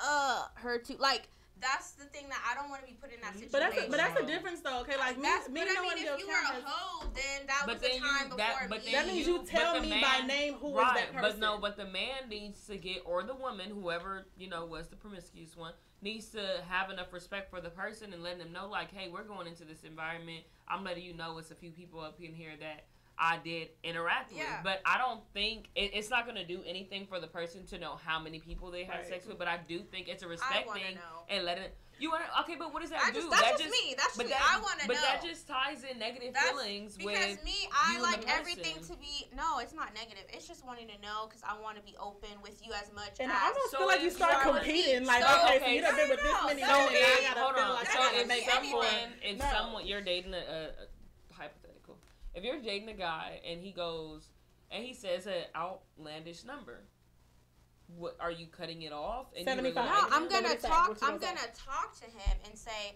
so like during that time, like what was going on? Why were you sleeping Wait, you with gonna make someone? him bring up? But all this of the that? I'm gonna ask. There? Yes, if I'm gonna have sex with you, you need to let me know before you What and was I going become on one. when you were having At sex one with all of point, these people? I want to know, like, were you just using women like tissues, like at that moment? But this Were is the- you like hating women? But Like what is I'm that just gonna going do for through you, them. though? That lets me know. Maybe that was a phase you were going through at that time, and you're over that now. Because if you, I was if going that's through a some trend, phases too in my life. Not Okay, not that, but not that like was- sex phases, but I'm but talking that about was- just like I phases. mean, Period. all But of I don't them. need to like go down the line with you of like this period in my life and that period in my If life. we're and in a this happened, that relationship, happened. But I are wanna you- know. Are you gonna be? I wanna Are know. you gonna be that open with him to let him know Yes. some of your vulnerable? yes, because when you're in a Someone that you're relationship, dating, you're not in a relationship they're, with him. I mean, they're talking, and I know you do the 21 questions, and sometimes it's late at night, and you're like, oh, I'm gonna just, let them know a I little ain't bit did about 21 me, you questions know what so I mean? long. But I mean, like, I got if this you game like, called. Sorry, go ahead. Oh my I gosh. got this If we game can't and like when you have- ask questions. If we can't have a fluent conversation and me Yeah. find out about you are not mature enough for me to be dating. oh my gosh, well, I'm I not doing haven't 21 questions. done that in a Well, long because time. we know your situation. Yeah, I'm in If a you relationship still for a doing long 21 period of time. questions, But back we in the need day to- when I did that, but even if you're having a discussion, at a coffee house or whatever, A coffee house. That's so cute. Yeah, Is that so like quaint. romantic? Or? no, It can it's just casual. Like, let's meet up Yeah. for some coffee It can on my lunch break. Someone asked me to meet up for coffee, but I don't drink coffee, so it wasn't Me like. either. I drink tea. We I can don't drink. We drink can meet up coffee for or tea. tea. Wait, let's That's what go we can back do. to the original, Okay. the original topic. Okay, But guide us back. but yeah, Jesus. I personally I want to know because that's a very important thing for me. The whole sex thing, especially with my situation. So Wait, you gotta have to explain the situation then. well, I'm in a relationship, but I mean, like I'm saying, for me Well, 'cause as it a sounded Christian, I want Okay, to know, like, we because can that's say a that. very like vulnerable thing I'm for a me. Christian, I Some don't people, wanna know. some people just like, oh, sex don't is wanna know nothing to me, either. but to me, that's very intimate. That still holds meaning for me. So I But want to then know. now you about to be thinking like when you getting it on, Exactly. you Now didn't have it's, now sex it's the with the competition homies to and where you this feel like and you gotta that. make up for something. Like now you feel like, okay, That depends on the if type I of know- person you are, No, though. but this is Because what if I'm- you know what you got going on, then you know that there ain't no competition. This is what I'm So- saying though. So like if you ask it in your mind, it's like, I'm just talking about all the people out there. Hold on, I'm just wait, saying. y'all. You guys are making me hot. about, You guys are making me hot. If you making yourself, I'm talking about if you know what you got going on, then I'm just saying, I'm okay, going. Not from personal y'all. experience, but just from like, I'm just You saying. said from experience. I said not from personal experience. But I'm okay, just saying. no, for Okay, real, well, okay. that's a new So conversation. no, for real. Okay, so like what if what if you Oh ask my somebody gosh. right, and Okay. they give you a number that's out of the range that you in your mind would want? Do you feel like now it's like a competition to where you feel like, okay, well, like he's been with this many I'm with people, her. now I feel like I have to. What? Okay, you don't. Okay, Nope. cool. Just making sure. But you 'Cause are. that was But your you That's not me. But I you ain't tripping. can't say That that was you your are not past. going to have a negative. If a dude and I'm Yeah. sitting here and we feeling each other, and I'm like, okay, he might, I might want to, explore different things, not necessarily sex, but just a relationship with him. And he go, yeah, I done slept with 75 women. I'm gonna be like, Now You're I'm gonna like, say now I'm why. judging you. You're gonna I'm say judging why. you. Why No, did but I'm that just happen? saying it Why brings did, up- you're but not it brings judging. up- No, you're not judging. You're saying why did this happen? I'm gonna judge you. Why? Yes, But I'm that's gonna judge him. I just think that's difference of opinion. Cause me, I'm not gonna judge you. I'm just be like, dang, that's a lot. But why? 75 Why did that he in his happen? early 20s and he done already slept with 75 people. I mean, you You just out shouldn't there even do that in using lifetime. And women you like say that- tissue. But In a you're not, lifetime. no, I but know you that's you right. in your head are gonna, you're like, you can't tell me that you're not, a negative feeling is not gonna come up Exactly. from that. I'm a gonna negative, give them the benefit of the doubt to explain. Yeah. But I am. But they don't have But to then again, explain. you You know don't give them the me. benefit I of the wouldn't be. doubt. I wouldn't Let be me with live. somebody like that anyway. So you already know right? me. Because I it's wouldn't. gonna, but okay, that's hold not- on. Let me break it down. So Aaliyah said, you said that you wouldn't be like with someone like that anyways. Why? Because it's going to bring up something negative, right? You don't want to attach to that because it's something negative. So I'm saying if someone were to say that to you, it would bring up something negative. But you're saying you wouldn't even be around. I'm gonna give you the benefit of the doubt to explain, but you already said that you wouldn't be around. You wouldn't put yourself in that position where someone that did have that body count would be able to approach you, or where you would want to get into a relationship with them. So I'm just saying that because you already have that mindset, so of course if someone is sitting in front of you, you're going to remove yourself from that situation. Personally, I don't feel like I would attract. Maybe I should say this. I don't feel like I would attract it somebody brings up like a negative. that. No, but yes. this is the thing, okay, like nobody walks around with like numbers up on their forehead and their body count is like 25. But no, that's what we're saying. What you don't know that, but that's why I'm gonna ask, because I wouldn't want to attract anybody like that. Nobody has to explain their past to you. That's what I'm talking about, though. But to me, nobody has to explain their past to me. I feel like that too, because I don't want to be. It doesn't matter who you've been with. Like for example, you're not gonna share a part of you with somebody else if you're trying to get to know them, and you're like, maybe I'm really talking to this person. It's been a couple months. I maybe see myself. But this is the thing. This is the reality of the situation. No, this is the reality of the situation. No, okay. Okay, the people that you meet, the next person that I date or that you date, whoever we dating, okay, do we really expect for them to come to the plate, to come up to the table with a clean slate and to not have nobody who they've been with? Granted, I don't want to think about nobody being with the person that I'm interested in, but the reality of the situation is that it's happened, so I'm not going to question you. But the reality of my situation is I still want to know. That's all I'm trying to point out is that you said that you wouldn't put yourself in a position where you attract that. And that you saying that is because there's something negative that comes up. So then when I'm asking, if someone was sitting in front of you and they said that their body count was 75, you're saying you wouldn't have a negative feeling, but you already said that you wouldn't attract that because it's something negative. At that moment, okay, yes, I can agree with what you're saying, but I'm saying at that moment, then I can decide, like, do I really like this person enough to kind of, like, inquire, like, why did this happen? Or do I, from the jump, like, nah, it's not even that deep, like, it's cool. Because me personally, I want to know. That's just my opinion. I don't. That's my opinion. I think, charge it to whatever. I just want to know if you have I think you would want to know because it would be a deciding factor, and I think maybe for me and Mo, it just wouldn't be a deciding factor. I think it would be a deciding factor for you. Because what else am I gonna? If he said, "Oh yeah, I didn't have sex with about 200 women," all right, 200 women. I mean, it's possible. It's possible. It's just like what? I just want to know why. You in college for 4 years, right? It's possible. Like, okay, this is me. Okay, for example, not to put too much of my business out there, but I typically talk to like older men, right? Okay. Yeah, some older men. Older men, like not like my daddy's age, but like older men. Like, nobody that old though, but like talking to the Lord. Yeah, like but like I talk to guys that are older than me, and I can just kind of assume that you have more experience than me in that department. I don't have to sit over here and ask you what your body count is. Yeah, I don't have to sit over here and ask you what your body count is for me to at least kind of know that you have some experience. I mean, you've been on Earth about 10, 15 years longer than me. So exactly. I don't even gonna ask you. I don't even want to know. That's why I say, like, do you, like, what is that going to do for you as a person? That's all I want to know. It just gives you a negative feeling. And to the queen who wrote us the question, I just want to know. Granted, no, this is how I feel. Okay, granted though, if you ask a question to somebody and they don't want to answer it, I feel like they got something to hide. Exactly. That right, I wouldn't be okay with. But how would I wouldn't be okay with that without asking? But no, I think. But the fact he got defensive about it. But how would she know he would get defensive if she didn't ask the question? No, she said he did. He did get defensive. That's what I'm saying. He got defensive. She wouldn't have known if she didn't ask the question. Right, but I think. We have to give, like, some leeway to it. If you're just talking and you're getting to know each other, sometimes people don't want to disclose that information. And I don't think we as females are completely vulnerable with dudes that we've been talking to, even if it's for 3 months. I just don't think that we are. So, in the same sense that we expect for guys to be these, like, hard, macho, I'm a, brick wall and nothing don't faze me, but I'm not expecting for this dude to be completely vulnerable with me.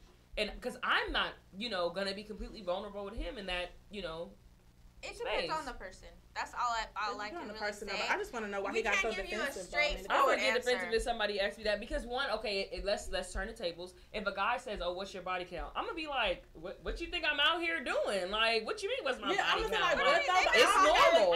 I wouldn't get defensive about it though. I would be like, okay, I would- up. So like with the topic Right, coming but then up, okay, it's so gonna someone going, get "What do you asked. like? What do you Was he like about for to me to fight you do?" or what? No, Yeah. but like if somebody goes, "What do you like to do? What do you like, in the bed? What's your favorite position or whatever?" And then somebody go, "Well, what's your body count?" I'm gonna be like, it's normal. Like, I don't know why you're asking. Like, it ain't outrageous. And I'm gonna get a little like, you think I'm a hoe or something? Because the only reason why you would ask that is if it's like outrageous. It's not outrageous, but Maybe you just I would want to feel know. a little like, You just want to know, like, are I you just feel more like- experienced? Are you less experienced? I'm experienced, but it's normal body count. But Guys, I they ain't will not not know know what your if you- number if is you to don't know how ask. experienced I you don't are. even. I gotta count.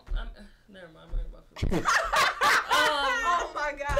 No, we're Let's not about to do this right Yeah, now. Well, okay, so Not about it. let's give Not her about us, something she okay? can take away. So honestly, it really depends on you. It's a new relationship, so I would say kind of feel it out. Is it? That's what she said, talking. especially when you're starting a new relationship. That's Well, what she said they're talking. I thought.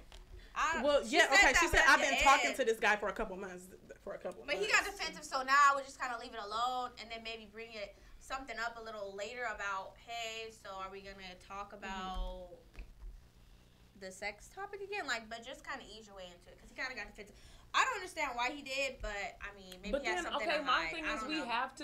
have to not have a double standard when it comes to men and understand If that somebody asked me, I wouldn't get upset. We get defensive when it comes to somebody asking if we got to weave in and it's not ours. We get offensive about that. We get offensive when it's makeup and they like, oh, why don't you take your makeup off? We get offensive about stuff like that. So I'm like, we have to give him the benefit of the doubt. You know, it's his little thing we talking about. This is more than No, physical but it doesn't. But it appearance. doesn't. This is physical, No, like, but it doesn't matter if we're No. not okay. So look, you're saying it's a minor scale, right? I just feel like sex and then makeup and hair. But that's what I'm saying. If we're not willing to be vulnerable about those little things, how can we expect for someone to be vulnerable about something that's that big? Then So I'll if be we're like, not oh, willing to girl, be vulnerable and take about my our wig hair off on and stuff, TV, because I don't think sex and like hair. but that's and what makeup- but that's what I'm saying. If we're not willing to be vulnerable about something that is our hair or like the makeup that is on our face, how can we expect for someone to be vulnerable about their body count, which is something that you said is more serious? We can't expect that. And that's what I'm saying. We have to go on with an open mind and not a double standard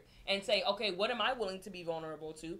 I wouldn't even answer that question. So then how can I come for him? I need to give him time. Maybe in due time he'll come up with it, but I don't think just writing him off and being like, you need to tell me. No. And then that's how you push dudes away, when you just tell them what they need to do. Yeah, and then like I said, it goes back to, it all depends on why you asking. Me personally, I really feel like whatever somebody's sexual history is not your business unless it's affecting you right now. Right. Like if I you mean, got unless kids, you got you, an like, STD, or got somebody it you on still and now you talking got, to. like, a- I mean, but then, like, that's that's why the only time it'll be in your sex life. That's why we're Other all than at that, this no. table, because we all bring different opinions and different viewpoints. So personally, I would ask and I would want to know, and I would be open to letting you know, and that's just me. And Wait, letting I'm them know just, your body count? Yeah, like I would just, if I was in a situation. So I would just let them know. I mean, you want to know? I'll let you know. Can you guys not? I didn't do it. Oh my Are we God. going to the Okay, next section? Okay, so we're moving on All with right, the Kate's so- presents. I hope we help you, Queen. I hope we help I you. hope Yeah, we so did in the midst of all that craziness. Come Yes. on. But what are you presenting Come today? on. yeah, so Gates Gates presents. presents. I have. Yeah, I think we're good with that, right? Yeah, we're good. So just something that I've like personally been dealing with, in my just being like pro-black and conscious and stuff. A lot of people have been like, a lot of older people or people that have seen me grow as like from adolescent to an adult have been like, oh, well, you know, it's just a phase, you'll get through it. And I'm like, no. Like, I don't think people thinking that they're beautiful is a phase. I don't think it's something that you just go through. And I feel bad for those people who have not experienced that. And as of lately, I've definitely been like trying to, I think we talked about last show, was like connecting with my inner child. And in doing that, I've realized, which I'd never really thought about, but my dad was always an advocate for me seeing like a positive image of myself, meaning like the shows that I watch. He would sit down with me and watch like the Cosby Show or Fresh Prince, what else? Or even like the PJs. He would take me to the library and we would go get the VHS tapes and I would watch them. For some reason, like when I was on break, so like holiday breaks, he would have me watch that. I had a life-size black Barbie. All of my Barbies were black. And he never really said like, you need to be proud to be black, but he, as a child, he always put these images in front of me of myself. So I always knew like, oh, it's okay to be black and it's good and it's a beautiful thing. And my Barbies, I liked them. I mean, they were, you know, black Barbies. And he would buy me books with black girls in it. He would allow me, they even got me a Barney tape. I don't know how they did it. I guess they put like my picture on the head, but it looked real.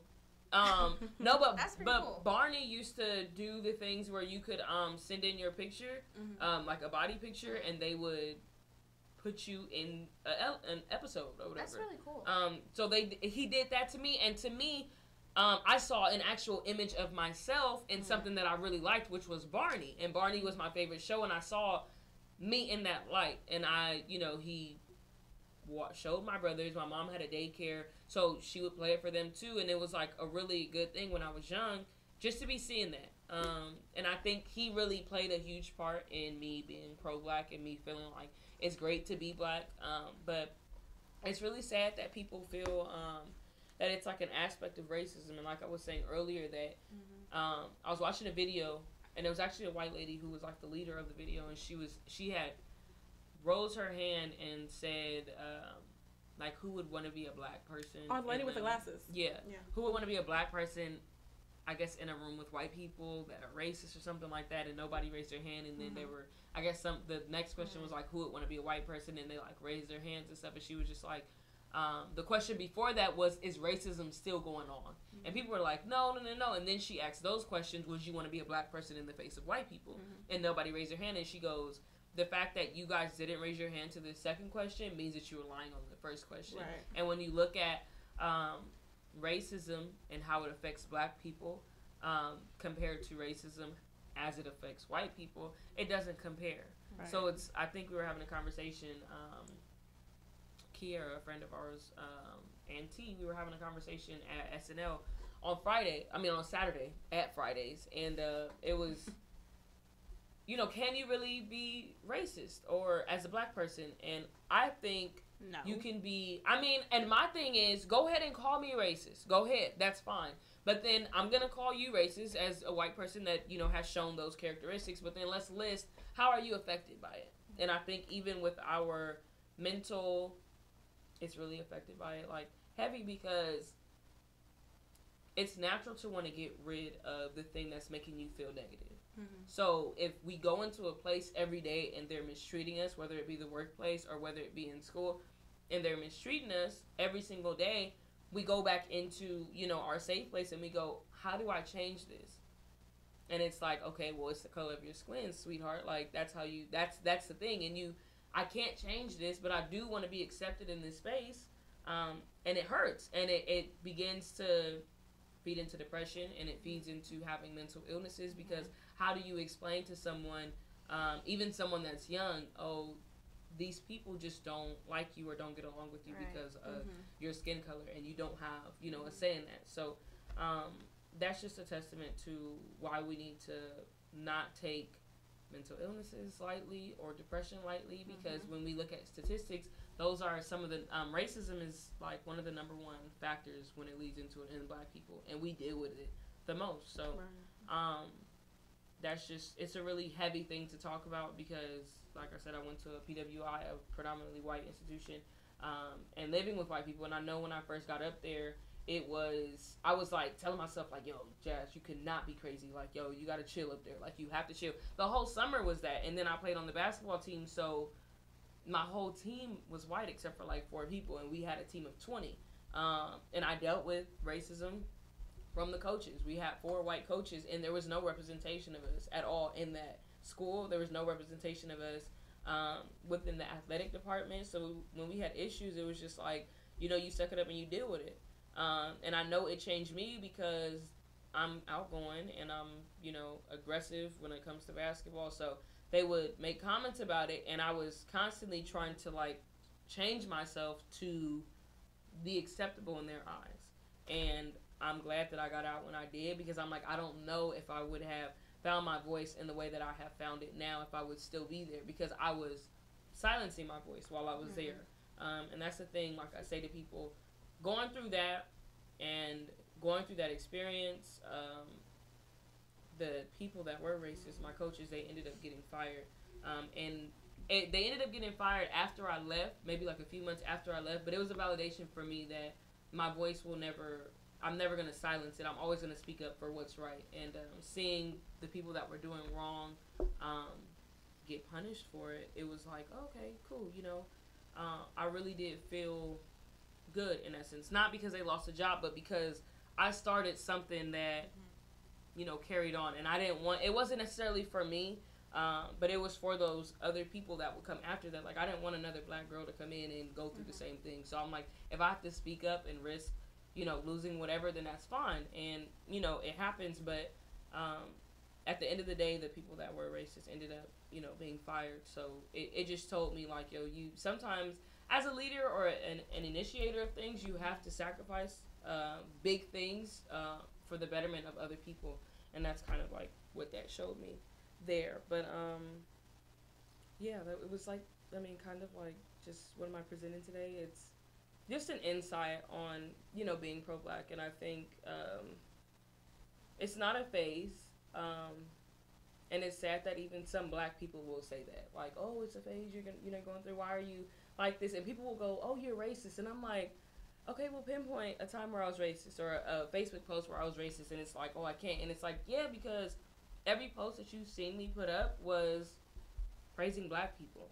And that's not racist. Right. It's just me praising. Like, if I'm sitting in the mirror and I go, oh, you know, I'm beautiful, it doesn't mean that I'm saying, you know, you guys are ugly. It just means that I'm talking about myself, and I'm able to praise myself. And one thing that people don't know about me is that I wish for every race to feel the way that I do about their race, like about my race. I wish for everybody to feel like, you know, I'm Mexican and I'm beautiful. I mean, if you want to feel that you're beautiful without and you're white, yeah, like, go ahead and feel like others. That. Yeah, and it's fine. Like, you can go out and you can do that. I don't think I'm racist in that sense. I will say I'm prejudiced, and I will say that I do have a preference for black people, and I will always push for black people before anybody else. And that's the same way with family. And what I've been taught in basketball is that you support your team before you support anybody else. You pick your teammates up before you pick up anybody else, and that has translated into my pushing of the culture and trying to, like, push us forward. So you're not racist, though. I've always been taught that racism is prejudice plus power. Right. Yeah. And not saying black people are not powerful, but we don't control the system. Right. And we're victims of the system. Right. Yeah. So, yeah, I don't think black people are racist, and we're not. But if you want to call me that, okay, but then just tell me how it affects you negatively. We can be prejudiced, but just because you celebrate yourself doesn't mean you're putting somebody else down. Exactly. Yeah. So, yeah, that's what I'm presenting for the day. Just an insight on, like, me being woke and thinking black is beautiful. But we are going to go into a quick break, and when we come back, a little bit of lovely with lovely Leah.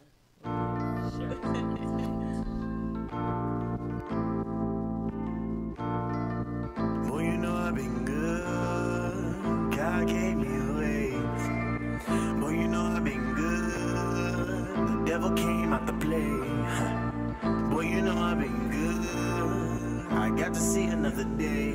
I've been working like every day, non-stop. I'm steadfast, the Holy Father, now that's my rock. My girl told me get better, keep the consistency. Rap's the only thing matching with my intensity. Every time I start spitting, it brings the best in me. I can finally just tell my mama to rest in peace. Your son got it, our king gave me the release. Love, hope, and the faith, the holy recipe.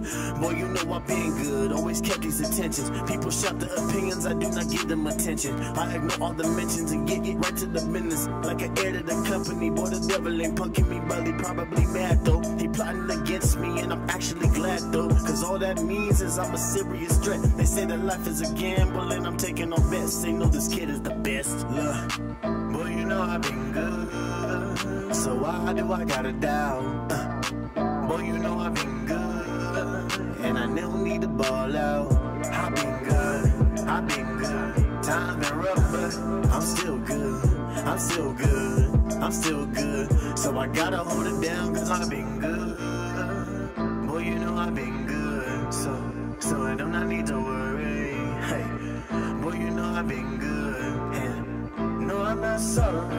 Everybody complaining, crying for compensation. I'm just happy I'm breathing. This is my celebration. Loyalty to this movement, living in dedication. If I miss your call, sorry, I'm meditating. Every move that is made, got it premeditated. Got this wedding that's coming, about to graduate soon. God is taking me high, I'm talking hot air balloon. Trying to light up the world, brighter than a full moon. Rappers catching these waves, boy, I'm deeper than Loogie. And now you playing my tape. Let my words start moving and let them show you a new day. Put peace in your mind. Now I know I've been good, but there is greater to find.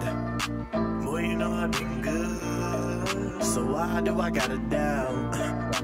Boy, you know I've been good, there ain't no need to ball out. I've been good, I've been good. Time to hurry up, but I'm still good, I'm still good, I'm still good. So I gotta hold it down, cause I've been good. Boy, you know I've been good, God gave me away.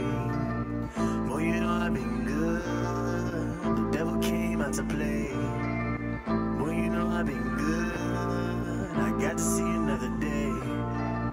Boy, you know I've been good, yeah.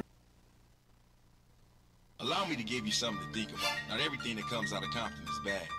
I mean, we have Dr. Dre, The Game, Kendrick Lamar, Venus and Serena Williams. That little girl with the dream, Mayor Agent Brown. P. Diddy couldn't have said it better. This is the fairy tale, man. And fairy tales do come true. Because we got millions of cats that are coming up with that hustling spirit and drive. They got that mention, that drive. Bill Lyons had that drive to overcome all obstacles. Bill Lyons isn't just a clothing line or just a brand. It's a movement. Bill Lyons is Compton. Compton is Bill Lyons. Respect the perspective. Bill Lyons.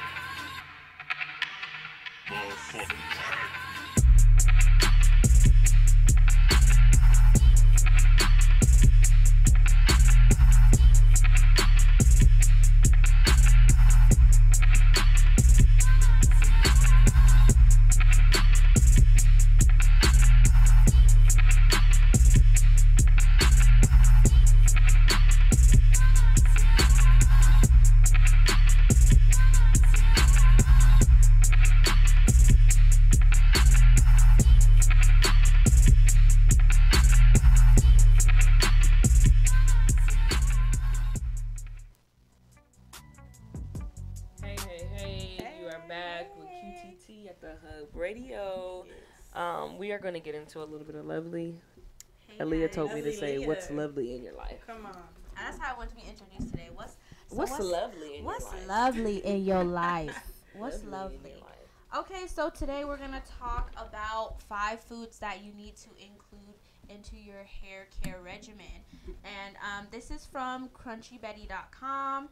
So I'm just going to get right into it. So have you guys heard about baking soda, including baking soda with your shampoos, with your wash days, can help clarify buildup?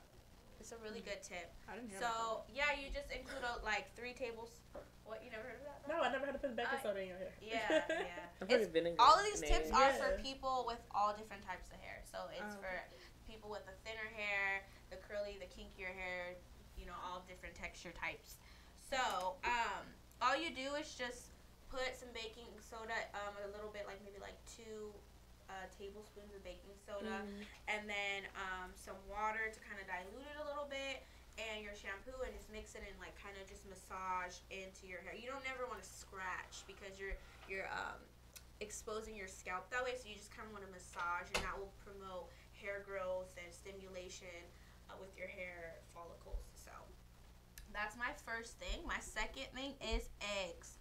So eggs can be used for the protein. Have you guys heard of the ApHogee protein treatment? Yes, I talked about it before. So yeah, their shampoo is amazing. But eggs can be used the same way. You can use just the egg yolks, or you can mix everything together. But just be careful, because when you use hot water with the egg in your hair, you might have like scrambled egg pieces. Yeah, it can kind of like fry it, so be careful. But you would just use it the same way like the baking soda, kind of dilute it with a little bit of water, and mix it with your shampoo. And it has vitamins A, D, and E for shiny and healthy hair, and it's a really great moisturizer. So for my third food item is molasses or maple syrup, and you can find all these items at your local grocery store. So maple syrup is used really to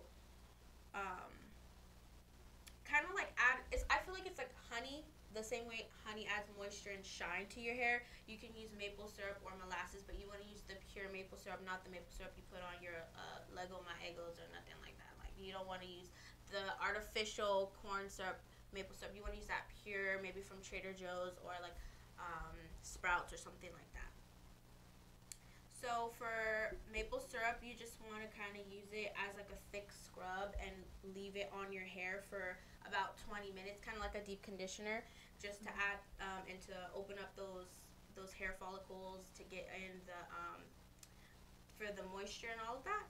So just make sure that you're just careful to wash it all out, because you don't want your hair being sticky and you got bees like following you around and stuff like that because of the sugar. I mean, you're already sweet, but And then this is one that I've always heard about, but I haven't yet tried. I'm probably gonna go pick some up this week. Apple cider vinegar. It smells. I have smelled it before. It smells bad. I have heard that, like and I've death. smelled it myself. Yeah, It smells like death? It I smells hate the bad. way it smells. Really? Girl, I've used it on my hair. I've drank it before. It smells. It gives me a and headache tastes when I nasty. drink it. Yeah, but it gives me I a have headache used it on my too. Yeah, but I don't like the smell of it. So basically, you can use that as a clarifying, like instead of a shampoo, you can use this to clarify your scalp and the buildup. Because if you have natural hair or curly hair, you have a lot of buildup. I have to wash my hair at least once a week because I wash your hair once a week. Yeah. A lot of people say that's not healthy, but for me, because I get so much buildup and then it starts driving me crazy and I want to just scratch, so I have to clarify my scalp. Well, yeah. Sometimes I do. That's not true. Sometimes I definitely do co-washes where you just wash with conditioner. But sometimes I'm like, I have gel from like doing my little poofs. My poof name is Pam, by the way. This is Pam. Everybody say hello to Pam. Hey, Pam. Yeah, what's that, Pam? But no, definitely with all the products and everything that I'm putting in my hair on everyday basis, because sometimes you kind of do like a little spritz of like some water and conditioner to kind of refresh. But even with that, and you kind of brush up the gel and all that, it's too much for my hair. And I start getting like, once I start going like this, I'm like, okay, it's time to wash my hair, because it's itchy and just build up. So with the apple cider vinegar, you can mix that with water. And you also can take apple cider vinegar just to kind of like help regulate your digestive system too. Yeah, So I heard a lot of people do that. I haven't tried that. It works. It honestly you works can though, but and when you're sick too. Yeah, you mix it with water. I don't know. I wouldn't try it by itself. Yeah. Is it really that nasty? Yeah. I I've heard don't remember it's it being nasty. that. Well, okay, I do remember it being kind of nasty, but it gives me headaches. I heard it helps with colds too. So if you're like getting it ought to do something as nasty as it is. Yeah. It ought to do something. But you could do an apple cider vinegar rinse for extra shine and just silkiness of your hair. And then my last tip is olive oil. So I always use olive oil like just to kind of add some extra shine or moisture or seal it into my deep conditioners. But I'm the type that just like everything I have, I just kind of mix it. I've tried banana. I want to try avocado. I heard that's really good too. But you just have to make sure you purify these ingredients. I mean, not purify. Blend these ingredients because puree, that's the word I was looking for. Puree these ingredients because you don't want chunks of like banana and avocado and like molasses and all this stuff in your hair, and then you're like brushing it or like putting your hand through and you get a chunk of food, and that's kind of nasty. So yeah, all these can help with just different smooth shine tips, more so moisture. All these ingredients can be found at your local store. So I want to give you guys something that's already in your home, not anything you have to go like spend $1 million to buy, because we all know being a natural girl is expensive. A lot of people say like, oh, you don't have to worry about the weave and getting it installed, but being natural, it lasts you a couple months, but those products are not cheap. So any of these items can be just added into your regimen, just to kind of take your everyday products a little bit further. So I'll go ahead. Well, go ahead. Okay. I've done the apple cider vinegar before. Does it really work for you? Yeah, I felt like it did. Like, I felt like my curls were a little bit tighter when I did it. But I've done that. I haven't done. Can we just appreciate her natural hairstyle? Her braids are so cute. Thank you so much. Especially somebody told me I look like a queen last week. I said thank you so much. I really love that. Yeah, I was trying to like fit the look with the show. You know, I'm here for it. Thank you so much. You here for it? I'm here for it. Thank you. That's you her so like much. hashtag. I'm here for it. But what were you? Oh, but the olive oil is like my go-to. Yeah. I think even it can be used as like, well, for me because my hair is so thick, so like I go to sleep with, when I am natural, I go to sleep with I'll wrap down like this part, and then I'll put I put the shower cap on after I like moisturize it or put a lot of moisturizer, and I'll put it in braids or something, put the shower cap on, and then I'll tie it down with like a scarf or whatever, and when I wake up, it'll be wet, but then throughout the day, it gets super dry, so like if I have a long day like today, I've been out since about like 9, it gets really dry, so I'll use the olive oil, and I use olive oil on my body, I use it on my hair, skin, all of that, like olive oil. I guess being like a church kid. Do you guys use protective styles since like during the winter since it's getting colder? It doesn't really. I mean, my hair, I typically like to get it pressed in the winter. Yeah, me too. And the press doesn't really like damage my hair, but I like to wear it pressed because you don't have to worry about it like being hot or whatever. Last winter I did a weave, but I'm gonna try to go a year with no braids and no weaves. So, but yeah, olive oil is my protective style. I'm thinking about getting braids. I really want braids. I said this is my protective style. But winter, does it really? It bothers your hair? Winter and summer. Yeah, I would say winter and summer. But mine, it doesn't, and it's funny because I took a survey about skin, and they were like, "Does your skin do something more in the summer than or?" What season is your skin the worst in? But my hair and my skin aren't like bothered by the weather or anything. Sometimes it depends. Yeah, it depends. Like if it gets too cold, like sometimes my hair draws back. But like it draws back like what? Yeah, like sometimes. I mean, like, what's that mean? Well, no, like sometimes like if it's cold and like I try to like do my hair like and I wrap it, you know, like when you do your hair and like you try to like lay your edges and like you have the gel up on your hair. Sometimes like when it's cold, like it just like it gets like poofy again. Like it doesn't stay. Oh. Just kind of like what it does in the summer. Yeah, like I don't know why it does that. Like it does it when it's cold and when it's hot too. I hate when people tell me that. Like your hair's poofy. It's why? volume. This is volume. My hair's not poofy. It's volume. Isn't poofy just another synonym for volume? I don't like that term. It's the connotation. Yeah, because I feel like when she you're saying poofy, it's like a little like anything like, that it's she like frizzy, is. like, but frizz is good. Like frizz is not a bad thing. I love my frizzy hair. Okay, you don't like poofy, but you like frizzy. Frizz is a good thing. I feel like frizzy is worse. But then frizz adds volume. So I'm just saying that's. I feel like you just don't like connotative definitions of a lot of stuff. the connotative word, yeah. Because it makes you sound like a dog. Frizzy makes you sound like a crazy person. No, it doesn't. Anyways. Frizzy. Or like a cat. Mo, let us know what you know. Because I can't deal with her. Makes you sound like a cat.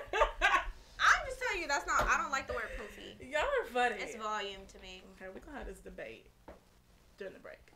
Okay, so let's get into some Mo Knows Best. What do I know? Today. Move the camera. Just go ahead. Okay. Today I just wanted to talk about that it is okay to outgrow people and outgrowing relationships. I feel like right now in our life, like in our early 20s, right now I feel like we're in a phase in our life where we're trying to really solidify ourselves as adults, and we're trying to refocus our attention on things that matter, and we're trying to get our priorities in line and trying to like be the best version of ourselves. And sometimes in the process of us developing into our own, the people who are around us don't develop at the same rate that we do.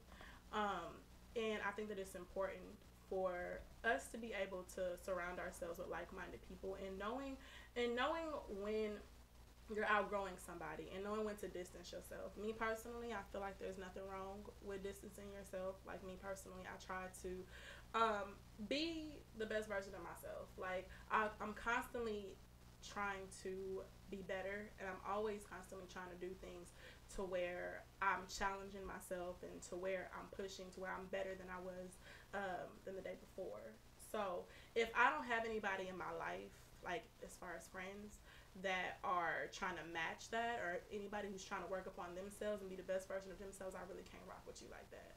And that's okay. And I feel like that's something in my life that I'm learning, that it's okay. Like, even as much as it may hurt, you know, it's like, where I'm trying to go to in my life, I just can't be in the same space. And I think that's a good thing when you do outgrow those spaces, because that means I'm becoming too big, and that doesn't mean I'm better than anybody else. That doesn't mean that I feel like you're less than. That just means that where you are, you're not moving, and I'm outgrowing the space that you're in. Like earlier this year, like one of my closest friends, I'm not really close with her anymore, but I outgrew her.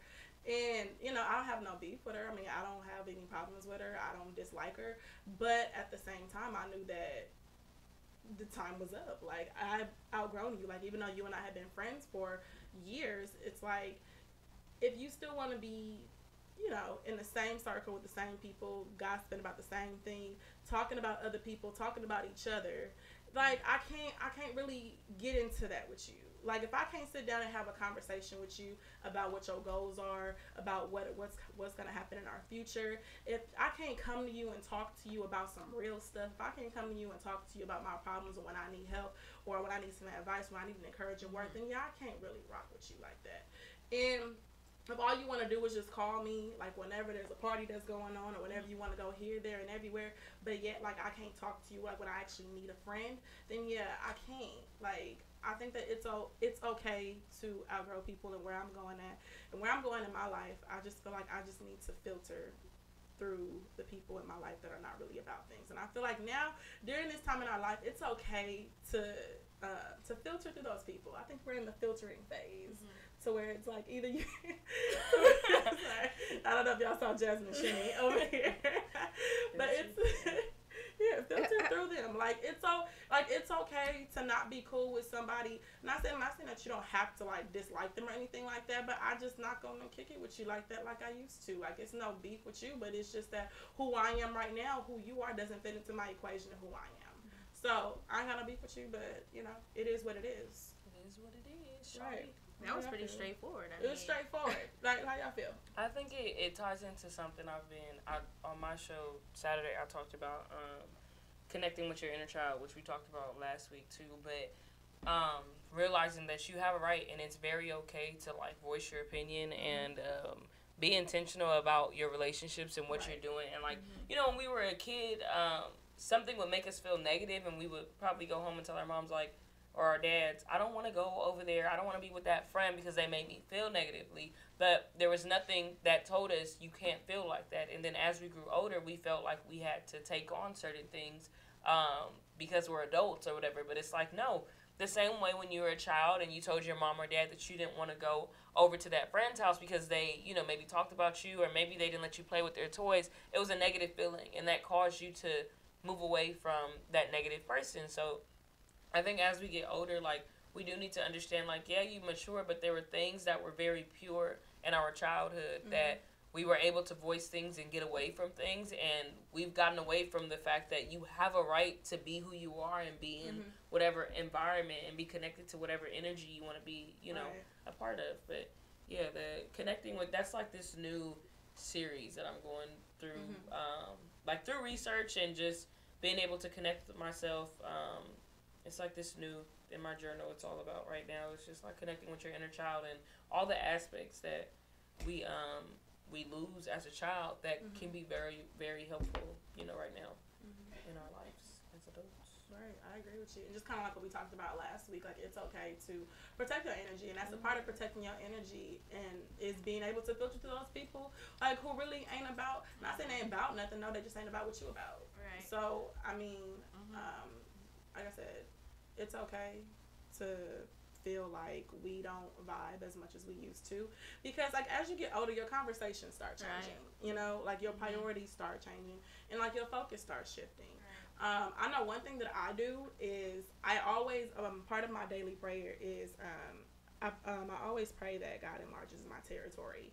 And part of him enlarging your territory means sometimes he enlarges it where you outgrow that space. So part of enlarging your territory means that sometimes you got to get out of this space that you're comfortable in being, you know. And there's this song, I know there's a song by Donald Lawrence called Enlarge My Territory. You know that song, right? Yeah. And then there's this song by Israel Houghton as well. It's called No Limits, and it pretty much says the same thing. He's like, you like that song? Yeah, no limits, no boundaries. I see increase all around me. Yeah, see, like, sometimes you got to pray that God takes the limits off of you, and sometimes the limits can be the people that you're surrounded around. Take them off. Take them off, right? She better Y'all are lit today. Okay. But no, for real, like sometimes those limits can be people, you know? Yeah. And like I said, that is perfectly fine. That's perfectly okay. But I really encourage you guys to like kind of like look into your circle. I feel like we all know somebody up in our lives, like who we've outgrown, and we all know somebody who we just kind of like yeah, like we friends. I really can't let go of her though, because you know she my homegirl. We've been rocking with her since like, you know, since 10th grade, whatever. But yeah, if she not on the same wavelength as you, I'm not gonna let you bring me down, and I'm not going to let you be in my life and not be able to pour into my life and not be able to grow with me. I mean, I'm not just saying cut them off. Like me, I'm the type of person like where, I mean, I'll talk to you and I'll be like, you know, I'll try to like encourage you to be the best version of yourself. But I mean, if you not being receptive to it, then at some point I gotta say, you know what, I have to go my way and you go yours. And I think it's also, go ahead. Oh, no. I was just gonna say, I saw this post this week that says your 20s are that time when you're either the one that's chilling or the one that's like, you know, really working hard and grinding to prepare for your 30s, because your 20s prepare for your 30s. So I think 20s is that time that you're kind of like figuring yourself out, but figuring out like the people around you, like, is this somebody that I want when I'm 30 to be talking, like you said, talking about the same thing? Like, so maybe I need to kind of change who I'm around, because I'm not the chilling type, and they seem like the chilling type, and that's not going to really work out if I'm trying to prepare for my 30s. With being mediocre. Right. And so, I'm not okay with that. Exactly. And if you're okay with that, I think that's the biggest thing in my life, is that I'm just afraid of being mediocre and living a mediocre life. You know, I just want more for my life. And if I'm working towards that and you ain't with me and you don't, you know, if you're not on the same wavelength as me, then I'm sorry. You know, I'm going to have to drop you off. But you have a right. I have a right to do that and to protect my space and my energy. I mean, also to, you know, understand, I always give a different perspective, but when, you know, like the asking of like to grow and stuff, I know I was talking to somebody and I completely forgot what we were talking about, but it was something where we ask for, you know, God to bless in certain situations, or we ask for patience and stuff, but we have to understand that sometimes pain does come through that, or the enlarging of territory. If you think of anything like a rubber band or anything, or if you're gonna grow out of your skin, that it's painful and something has to rip. So also, you know, realize that growing and getting out of situations, sometimes it does hurt, and it's fine that it does hurt, but it's necessary for the pain to happen. Everything when the territory is enlarging. So. Exactly. But child, that was Mono's best. Yeah, that was straight to the point. I just say what I said. I'll just say what I gotta say, and that's that. And then also they another like cliche or something is like, if you're the smartest one in your group, you need to get a new group. Exactly. So you know, because you need to learn, and it's very imperative that you learn through natural conversations, and I feel like that's an aspect of higher learning. I always bring that up, but you can learn at a higher rate also from having really good conversations with people. I think I've learned, you know, as much as I know through conversation. So also realize like your company and stuff and people that you have around you, that if they're not growing you and you're not able to grow them, then, you know, you're in the wrong circle, boo. Exactly. Yeah, but we're going to wrap up in a bit. We're going to go off into a break, and then we're going to come back and close. It did go by fast. We're going to take a quick break, and then we're going to come back. Quick break. Yes, with our closing.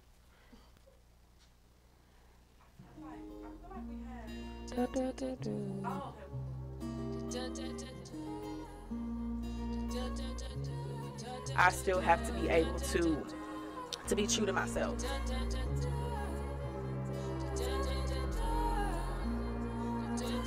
When it comes to hair and natural hair and people, like whether you got the curliest hair or the kinkiest hair, or your hair is taking the initiative to serve the underserved, no matter what form or shape or fashion. A princess always wears a crown over long hair braids or afros.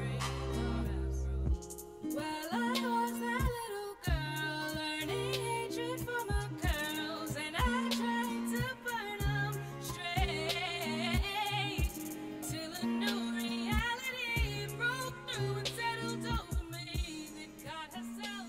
Allow me to give you something to think about. Not everything that comes out of Compton is bad. I mean, we have Dr. Dre, The Game, Kendrick Lamar, Venus and Serena Williams, that little girl with the dream, Mayor Aja Brown. P. Diddy couldn't have said it better. This is the fairy tale, man. And fairy tales do come true because we got millions of cats that are coming up with that hustling spirit and drive. They got that mention, that drive. Bill Lyons had that drive to overcome all obstacles. Bill Lyons isn't just a clothing line or just a brand. It's a movement. Bill Lyons is Compton. Compton is Bill Lyons. Respect the perspective. Bill Lyons.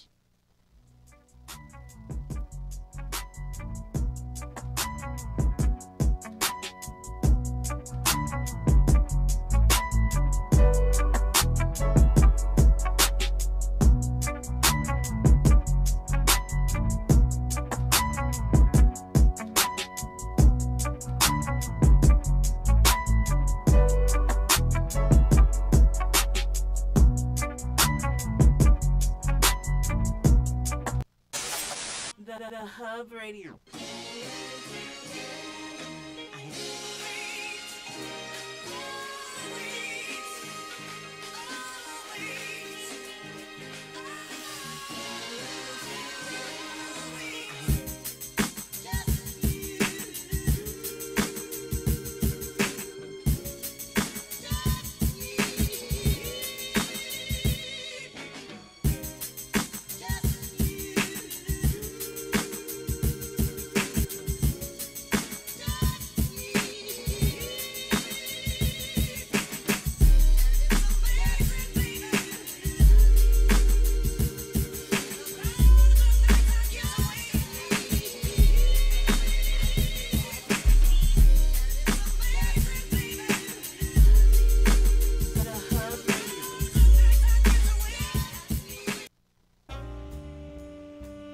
Coco's Lip Smacking Cupcakes offers custom cakes and cupcakes for every occasion. We proudly bake everything from scratch. With every moist and mouth-watering bite, you will be smacking your lips by the time you are finished. Make sure you follow us on Facebook and Instagram at Lip Smacking Cupcakes.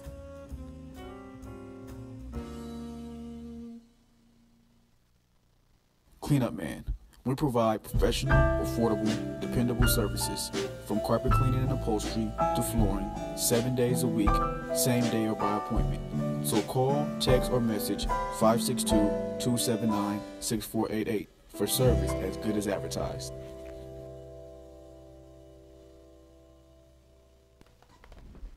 Hey y'all, We're welcome back. back Hey, we to are QTT. Back in the building. Back in the building, y'all. Oh my goodness. That was really quick. That was quick. I feel I like this know. show went by fast. I feel like all the shows go by fast. No, this one today was like Super that. fast. It did. It went by I don't super know, maybe fast. it's the coffee that's in me right now. Yeah. It's like You gonna I be can up all go. night. I can go.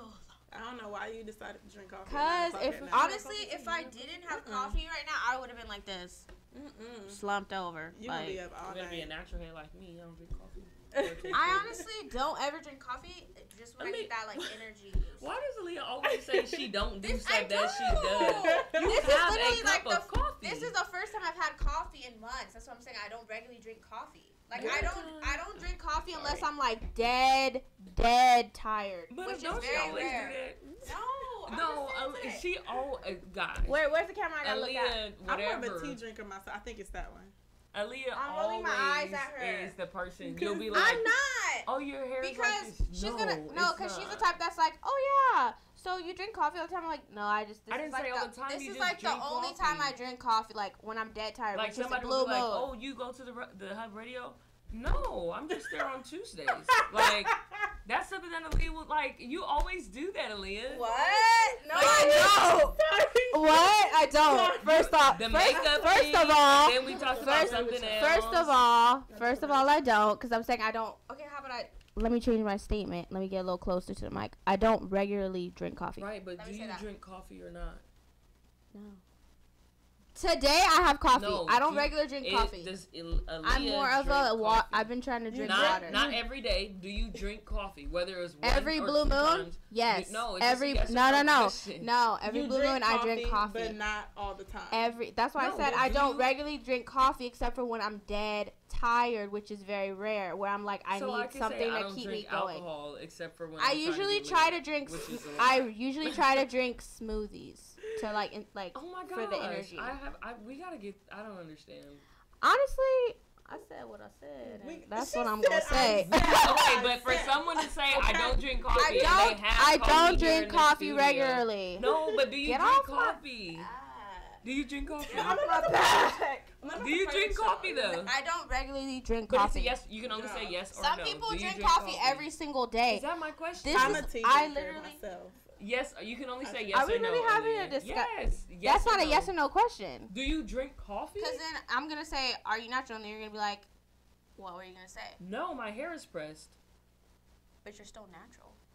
I'm not going to be like you. My hair is pressed. I don't want you to be like me. I want you to be like Jasmine. Okay, can you answer my question, please? Yes. Anyway, we need to go back to our closing. I don't regularly, just for you guys, if you guys want to send me Starbucks card, you can. I don't regularly drink coffee. But today I have coffee. I don't know what camera it is, but today I have coffee. Thank you. Go ahead. Mo, you just gonna sit here and not act like Go ahead. She drink coffee? I don't drink coffee regularly. And then the makeup thing too. We're gonna settle this after the show, y'all. Okay? Go ahead. Oh my god. I said what I said. It's like me saying I don't play basketball. I said what I said. Y'all, thank you so much for tuning into Queen's Table Talk. Are we done? Yeah. We got 2 minutes left. Yeah, we got 2 minutes, y'all. We got so much to go over. Okay, so y'all over. The different events coming up. Yeah, the different events coming up. So you guys, this Saturday, we're having the Compton Parade and the block party. It's gonna be here up on Compton Boulevard, right? Yeah. Over here, we're having a block party right here in front of the Hub Radio. That is from 9 a.m. to 5 p.m. There's going to be the Magic Johnson Foundation is having a Christmas party at Compton High School from 9:30 to 4 o'clock p.m. And then later on that night, they're having an open mic, Hip Hop Detox from 7 to 9 p.m. here at the Hub Radio. So it's going to be a day full of events, though. So definitely come out and hang out with us for Christmas. This Saturday, though, but all month long we're gonna be spreading Christmas cheer. So definitely come. That was so corny. It was. No, we got Christmas cheer. That was cute though. That was cute. We got a whole agenda this month. That was cute. And also too, on the 17th of December, Queen's Table Talk will be feeding the homeless on Skid Row from 3 to 5 o'clock p.m. If you guys want to volunteer, if you want to donate. Be on the lookout for flyers and information. Yes, we'll be posting flyers tomorrow. If you guys want to donate any clothes, food, hygiene products, though, we'll definitely be taking donations here at the Hub Radio. And you can drop it off, 1135 East Compton Boulevard. So it's off of Compton Boulevard in Sloan. But hit us up, like in the DMs. Hit us up if you're planning on coming. You can drop it off between Tuesday and Thursday between 5 and 9 p.m. So those are the hours. But even if you want to hit us up and let us know, I'm picking up a lot of stuff. Like I have a bunch of stuff in my car. So let us know. We can work something out with you. And then also if you want to donate food, we are cooking as well. So make sure you can donate food and we'll cook it, or bring canned goods, hygiene products, all of that for men and women. All of that stuff is needed. So yeah, definitely. Don't forget. So you guys, thank you so much for tuning in. Y'all do not forget, as you go about your week, don't forget to discover, unlock, and protect your magic. Have a good one, you guys. We'll see you next week.